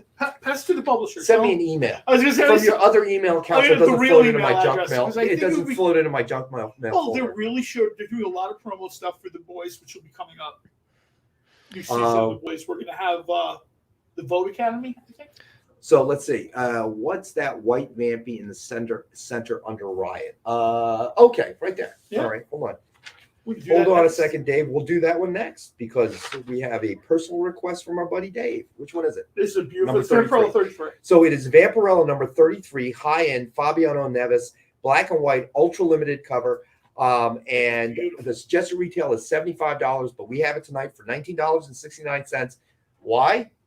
Because it's the year that Vampirella first appeared. We gotta start coming up with some more original stuff. No, that works out great for people. Okay. No Sell the World. You'll have to explain that T-shirt to me afterwards. It's a pro wrestling thing. Gotcha. So we have that available tonight for $19.69. So what were we talking about? That's a beautiful cover. That is. I mean, I love. When you don't have the color, it brings out the art itself. That's my personal opinion. Not to disrespect colorists. Does that sound familiar? You're throwing them under the bus. You're the kind of person that calls an inker a tracer. That's okay. If they're going to complain, they're going to complain to you. You're the one with all the social media accounts. They'll be like, "Hey, your partner Rex, tell him that." No, I'll tell you right now, and I'm not going to name names because I don't want to bag on anybody. But the number of middle finger emoji and then bad emoji messages I've gotten is excessive. Really? Yes. People do not appreciate me saying that Batman is not the best character in the history of ever. Wow, I didn't realize they were like ragging on you like that. Yeah, wow. They don't appreciate it, and I'm just like, hey, look, man, everybody likes who they So like. for all our viewers, I love Batman. I get the same things in my videos too. When I do my top 10 lists, like, hey, where's DC this week? You didn't get this from DC? No, I really didn't. I mean, you're asking me if I picked up, I don't know, for example, like Batman 115, because I think that just came out. Well, if I didn't read the last 10, I mean, I'm probably not going to be grabbing that one either. Exactly. But I always grab their horror books. We were talking about before, DC horror, they got Deceased. Like every Halloween, they come out with all those Joe Hill House comics. Last week, it was Soul Plumber, I believe it was. This coming week, I think it's Refrigerator Full of Heads. I eat those up. I love it. I love all the Halloween stuff that they release, the horror stuff. They kill it on it every single time. But I mean, I'd hate to talk about what we just did earlier, but it really is that thing. Those characters, if you haven't read them from the beginning or you're just not really invested in them, they're really hard to just jump on and get into. Personally, I lose a lot of interest because I have no real attachment to these characters. Right. No, I hear what you're saying. So should we do another slab book? Absolutely, we should do another slab book. I was just checking on Twitter, and people were saying that sometimes when the image pops up, it stays there. Because Twitter kind of runs a little bit funkily, right? Right. So they're like, I hear you talking about this book, but I see this book. The best thing I can tell you We could always go back to John holding the books up in front of the screen. I was just going to say that. I was going to be like, we have two alternatives. We can do like a modern high-tech thing, or I can literally lean into the camera and hold up the books. And nobody wants me touching the books, man. Absolutely nobody. That was part of the fun. No, that was not fun. It wasn't fun for us. I'm sure it wasn't fun for Rex to watch me go, fall into the camera. Actually, it was hilarious. I really enjoyed it. Hey, I'm telling you. All right, so let's do Carnage Mind Bomb number 1. CGC graded 9.6 guaranteed. Oh, that's awesome. And we have one available for $150 tonight. So if anybody wants to claim that, that is available for $150. And with all of our graded books, except for obviously the vintage graded books, the older books, whether they be Bronze Age or Silver Age, the ones that we bring you will have a guaranteed grade because we can only bring one at this price. And the vast majority of them are 9.8, no lower than a 9.6. And, even now, as CGC is tooling up to try and obviously catch up for all the submissions that they've seen over the last year, primarily due to the pandemic and people getting bored, stuck in their house. They are tooling up, but they're still catching up. So I know that Dave, I don't know, 3 weeks ago said he submitted something in April and just recently received it. I know AR yesterday when we were on your show, you had just got something Slabbed. I got it right here too. Yep, that you had submitted way back in April. So, again, nothing against them. They're facing the same kind of issues that everybody is facing in all kinds of industries. I think people are just going to have to on demand is now going to have a question mark next to it. Right. On demand, I think the era of where, people are sort of used to going into stores or used to doing businesses and everyone was fully staffed and had tons of resources. I mean, that's not the world we live in, and it hasn't been for a while. And I think people sort of have to incident that they reported today in a local comic book store. Right. Store opened 20 minutes late because the owner was stuck in traffic. Right. He's the only guy working in the store. People were complaining in a Facebook group, and people were like, "Dude, is that the guy?" I unfollow people like that. I don't want to know people like that. Look, man, I get it. You wanted your books at noon. Right. I'm sure the guy wanted to sell you your books at noon. He's sitting in traffic. So that's his business. He doesn't want to open late. Right, exactly. Right. Not his so fault. I just realized it's 7:32. So we have to go to our final break, and we'll be right back. And I say this to the people on Twitter: you should be watching. Don't watch it on Twitter. I love Twitter. Don't get me wrong, but if you want to be part of the conversation, you can watch us on. Sets up this nice thing for us here. What are you doing? You can watch us on YouTube. You can watch us on Facebook. And listen, if you're watching us on Twitter, all right, it's awesome. Time for me to do my job. You can watch us on Twitter, but you have to comment on Facebook, YouTube, or Twitch. Okay, thank you, Kyle. There it is. Twitter's a little faster sometimes, but you can't. The comments are still broken since Twitter ditched Periscope. Blame Twitter, not me. But Twitch is actually the fastest place for you to watch us, but it's also the least convenient. Gotcha. Thank you, sir. There it is, everybody. I mean, and Perry Comics has joined us. Hola. What's up, Perry? We'll be right back after the break. You just got here and you're going.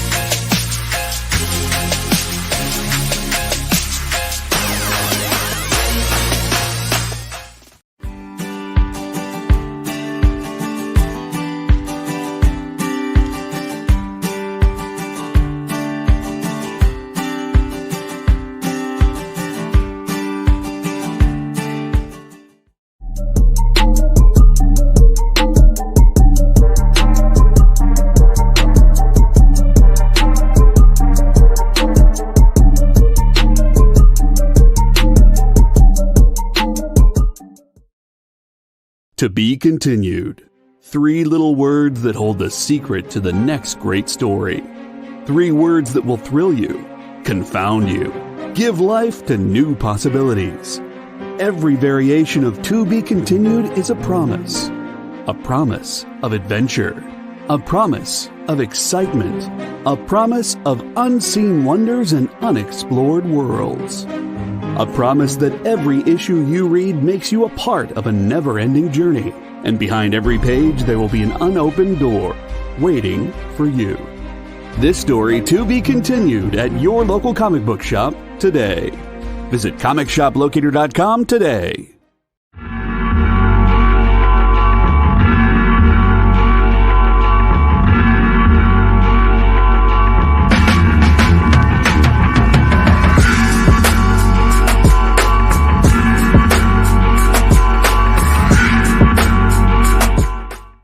Hey, I'm Joe Pruitt. I'm the publisher and /CEO of Aftershock Comics, and you're watching The Experience.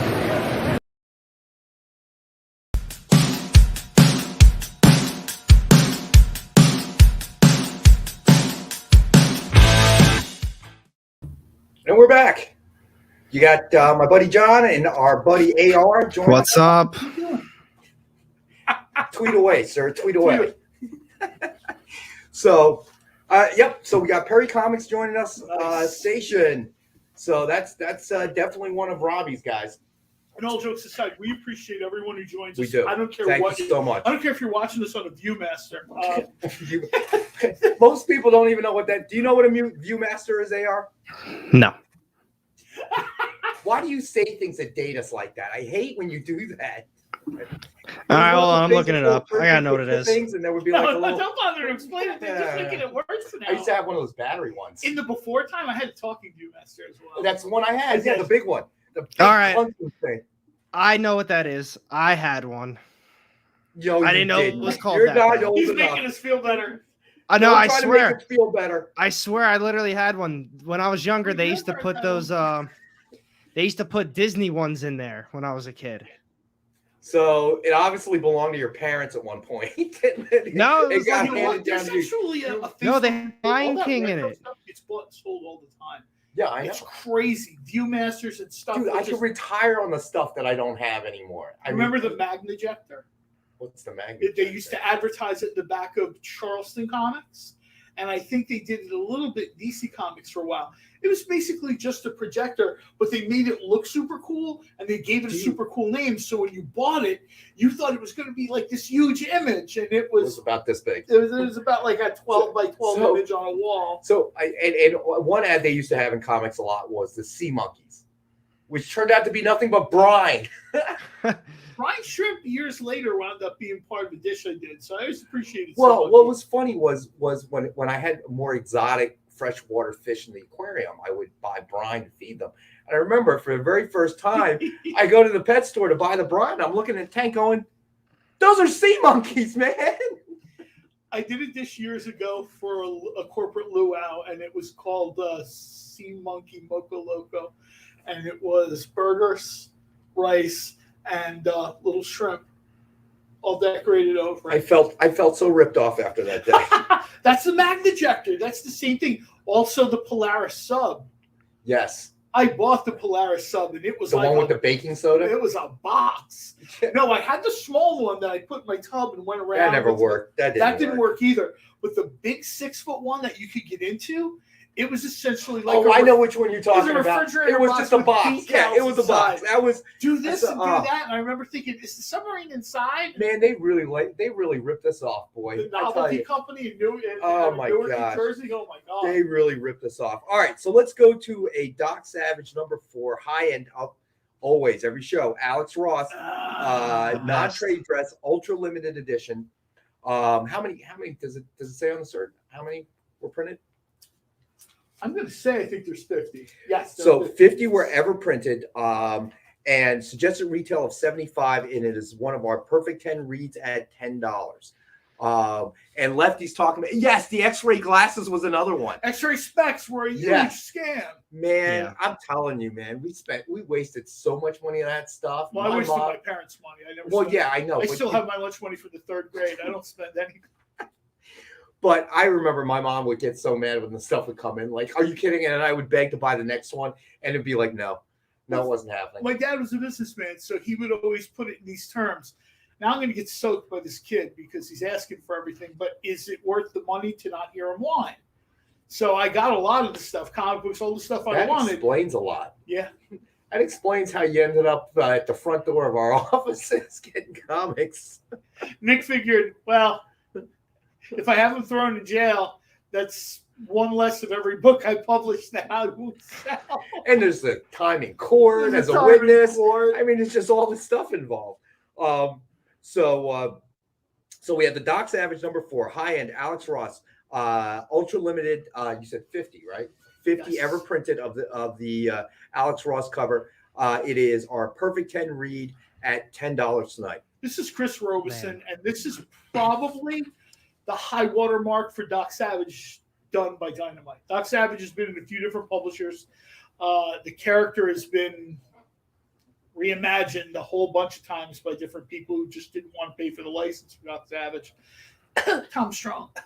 And actually, I love Tom Strong. I really do. I love it, but it's just, I think... And Lefty is claiming the Doc Savage. You absolutely down, should, buddy. Lefty, because I'll tell you right now, not only is it a beautiful Alex Ross cover, The book, the story itself, it's Chris Robeson, who I've been fortunate enough to talk to a few times at cons. Really sort of, we talk about this. Certain creators are perfect for certain characters. Right. And I think in this case, if you've read some of the other stuff Robeson does, you could see where he's like a Doc Savage fan. You know what I mean?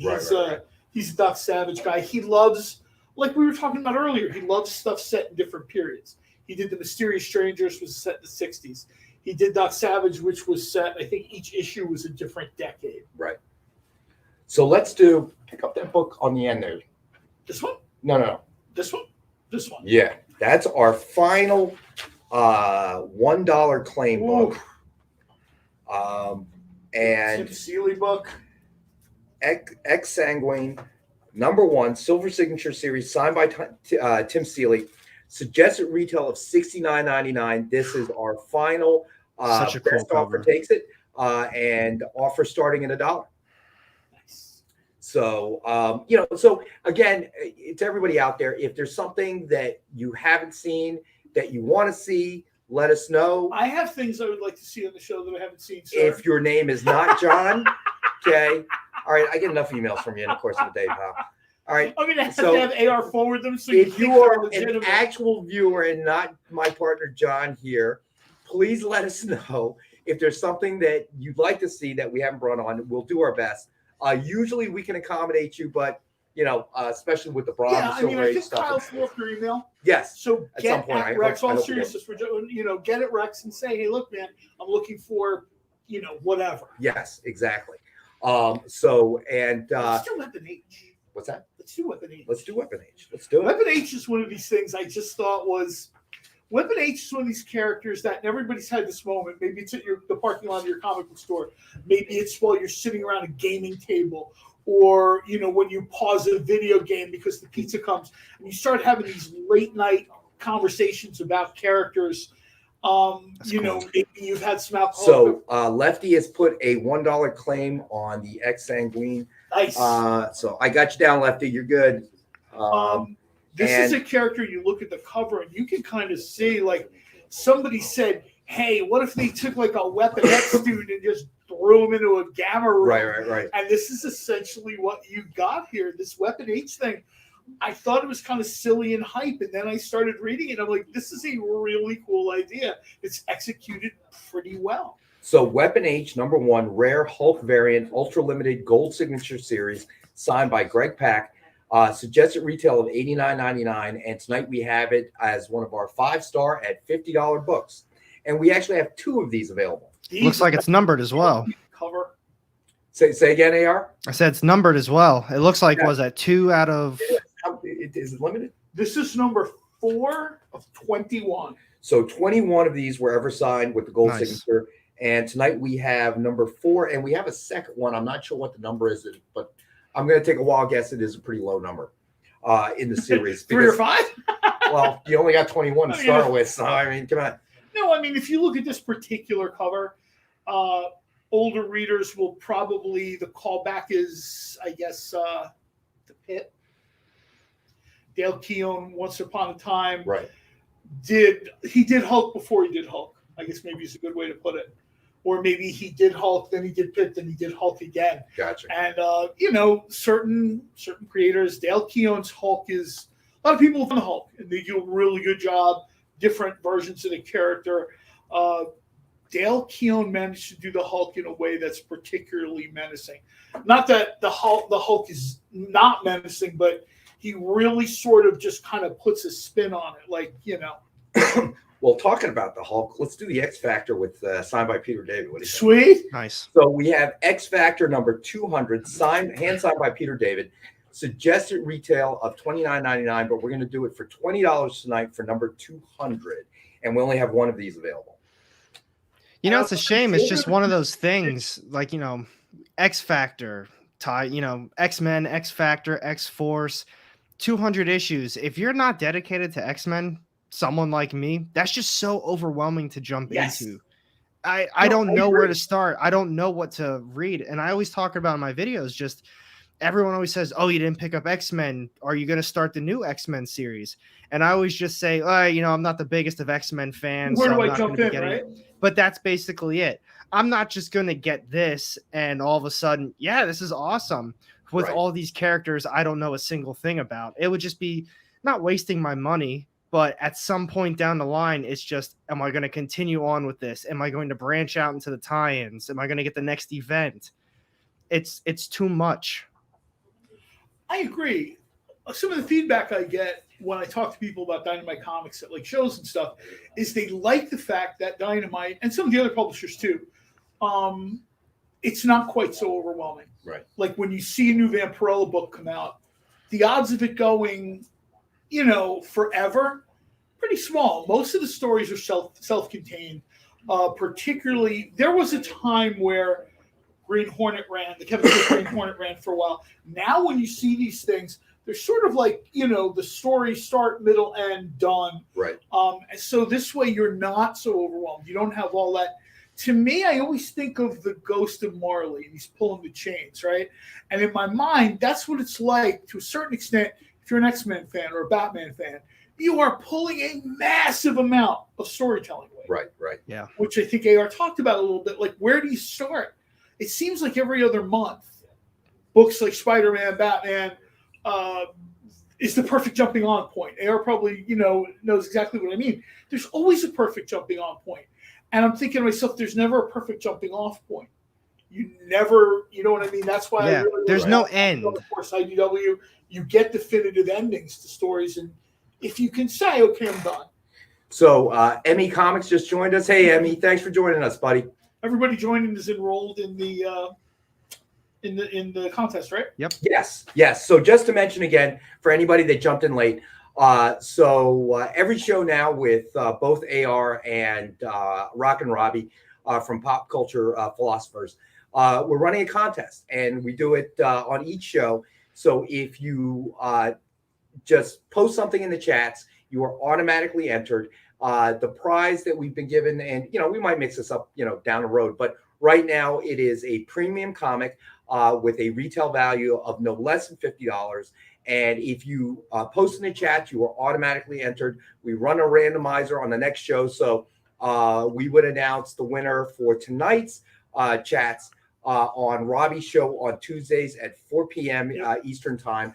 And Kyle, when you get a chance, if you don't mind, if you could throw up AR's YouTube channel. We're doing it with Robbie as well. And it's just to, first of all, to reward everybody for watching. We really do appreciate it.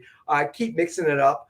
We have these contributors on, so people are getting something. Ron, I got you, buddy. It is clear, between you and Dave, you were the one who claimed the statue because Dave was nice enough to give it to you because he won the last one on the last show. That statue is yeah, I know, man. It just feel like kumbaya. Wait. It's Ron and Dave? It's Ron and Dave. Neither one of it get them because they did the fix Dave that Italian. Sorry. Bastard. Sorry. I'm sorry. I'm kidding. I'm sorry. We can't respond to someone who's not on the air. You know what? I think we could get a second one for Dave. I was actually going to message Dave and say, look, do you want me to see if there's like a second one floating around? We'll let John take care of that.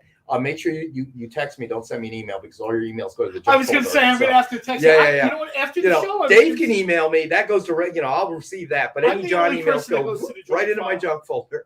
Okay. So, but yeah, so again, everybody who comments, posts a comment in the chats is automatically entered. And Ron says, Dave is the man. I don't care what Nick says about him. Nice. So, but as a kind of an appreciation for all of our viewers, take time out to watch us. Hopefully, we're bringing you some great comics at great values, but also, hopefully, we're bringing you some entertainment, break up your evening, so to speak, and breaks up our evening for sure.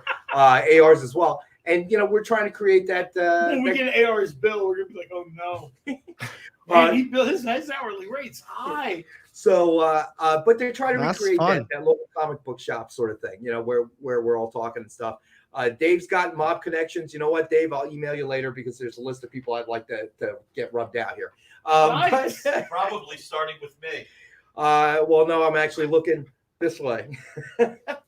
No coffee, no whiskey, and you still haven't made me your breakfast sandwich that you keep posting pictures of. I'm one Powerball away from sitting in the big chair. I am sitting in a big chair. Look at the tiny chair I got to sit in. So, but no, I mean, we do appreciate everybody, and hopefully we're growing the comic, the comic collectible world. As Dave pretty eloquently said, we're a community, and we really are. Yeah, I mean, I think we are. We're sort of trying to, it's difficult to a certain extent to replicate that feeling of sitting in the parking lot of your comic book store, sitting on the wall reading a book. You know what I mean? That's not, I don't know how attainable that is all the time. Yeah, right. But exactly. I get a lot of feedback from people on these shows that they just sort of enjoy it. You know what I mean? They enjoy the fact that they can just kind of hang for an hour. Yeah, just hang out. Yeah, it's a good conversation. Be real congenial. Exactly. I hate to say it. Anybody who's been part of social media knows not every chat is congenial. They tend to, I know, right? Sometimes things get confrontational. We really appreciate everyone that comes in and just sort of right. Well, I mean, I think with what happened tonight with Dave and Ron and what happened that last show. I mean, I love to see that. I mean, and I think all joking aside, I think John touches on a very important point. Social media is like anything else in life. It can be, at the risk of sounding a little cliche, it can be used for good or evil. It really is. Twitter, why don't you somebody get me a cape? I feel like I need a cape right now. But this is doesn't matter what walk of life you're from. Doesn't matter what profession you're in. We all kind of come together because we all have a common interest, and it's one that we escape to, I guess, when we're done with whatever we're doing in real life at the end of the day. And I hope that's what we bring to you. And certainly if you like what you see and you enjoy, spending time with us, we ask that you subscribe, hit like, and share with your friends that you think might enjoy it as well. Same thing for AR's YouTube channel. Please check it out if you haven't already. His videos are a bit more fact-based. Reality based. Yeah, a little bit more informational than what we do here. But again, he's got a very informative, great stuff. Definitely check his out as well, and give him that thumbs up and share his channel as well. No, but this is always such a fun stream. Obviously trying to sell books, but the conversations in between, and even the conversations about those particular books, it's always good stuff. We're talking about Warlock. Warlock is a huge thing in the community right now. Yes. We've got all these Ken Hazer remarks and signature books. We've got Alex Ross. He's a very popular artist. We've got CGC books. And, it's just always cool stuff. And you know what? Another good segue. Let's do a remark. Boom. I was going to say, not only that, we have to close the show with this Action Comics thing. We do. So because this Action Comics thing is, we tried to save a little bit of the best for last. This Action Comics thing is one of the coolest things we've done for a while. Oh, it's up there now. Let's do it now. Cool. Yeah, let's do it now. All this Action Comics thing is just. Well, you only have 5 minutes, and there's a lot to talk about. Thank you. So Action Comics number 1000, on it. decade-spanning variant complete set, silver signature series.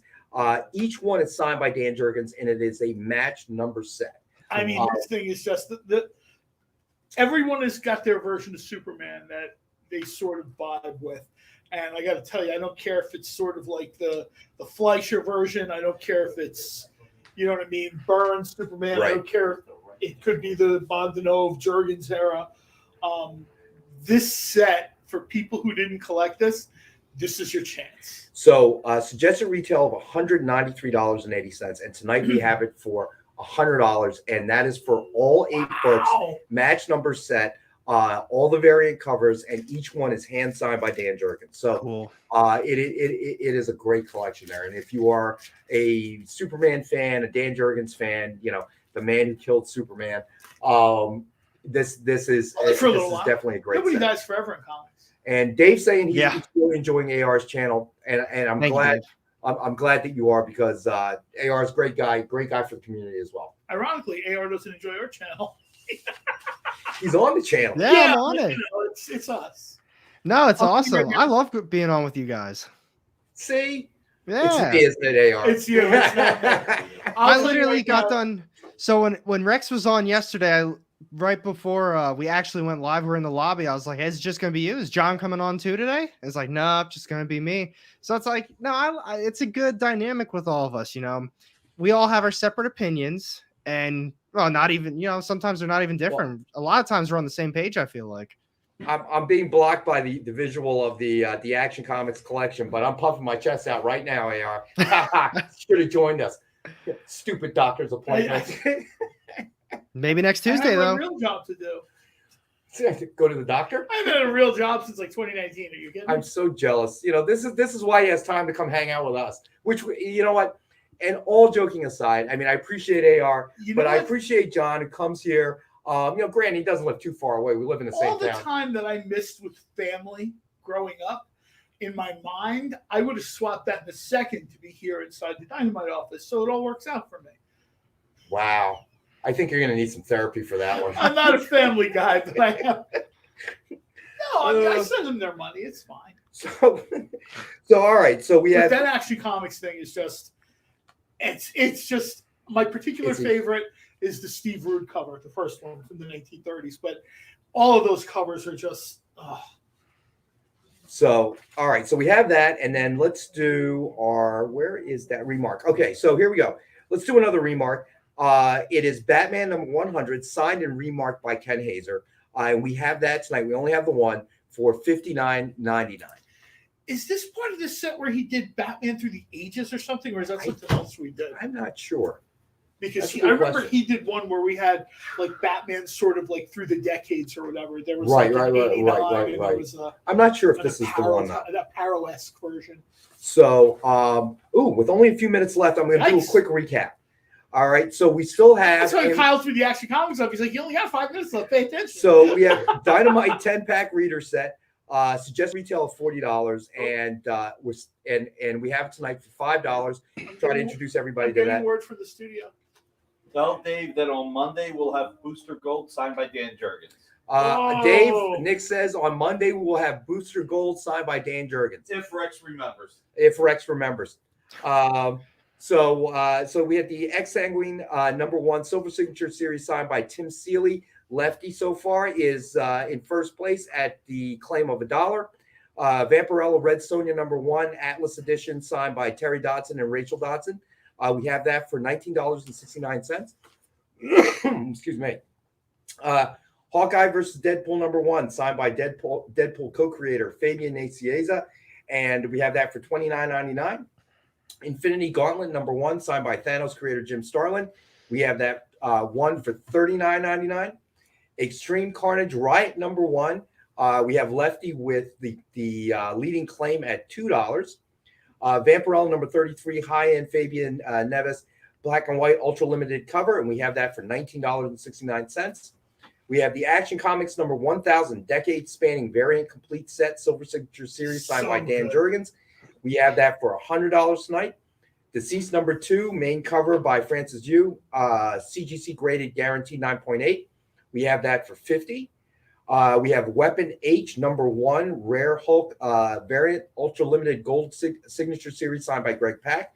We have that for $50, and it is limited to an edition of 21.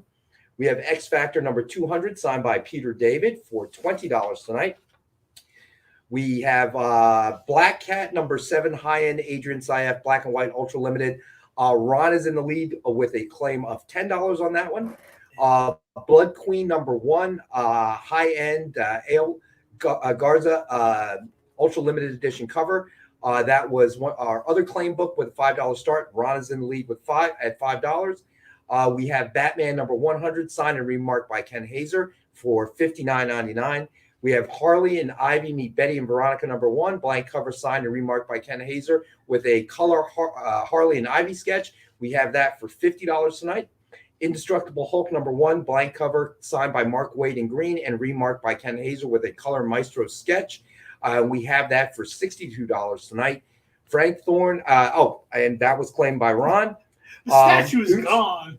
We have Marvel Premiere number 1 CGC grade 7.0 for $495.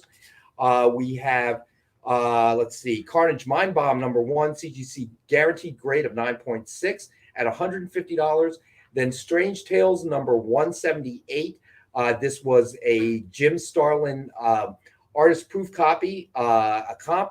We have that for $300. And then we have Strange Tales number 179 from Jim Starlin, also signed by Jim Starlin. Both books are signed by Jim Starlin, and they are the artist proof copies owned by Jim Starlin himself, also for $300. And that brings us to the end of the show. We're done. We are done.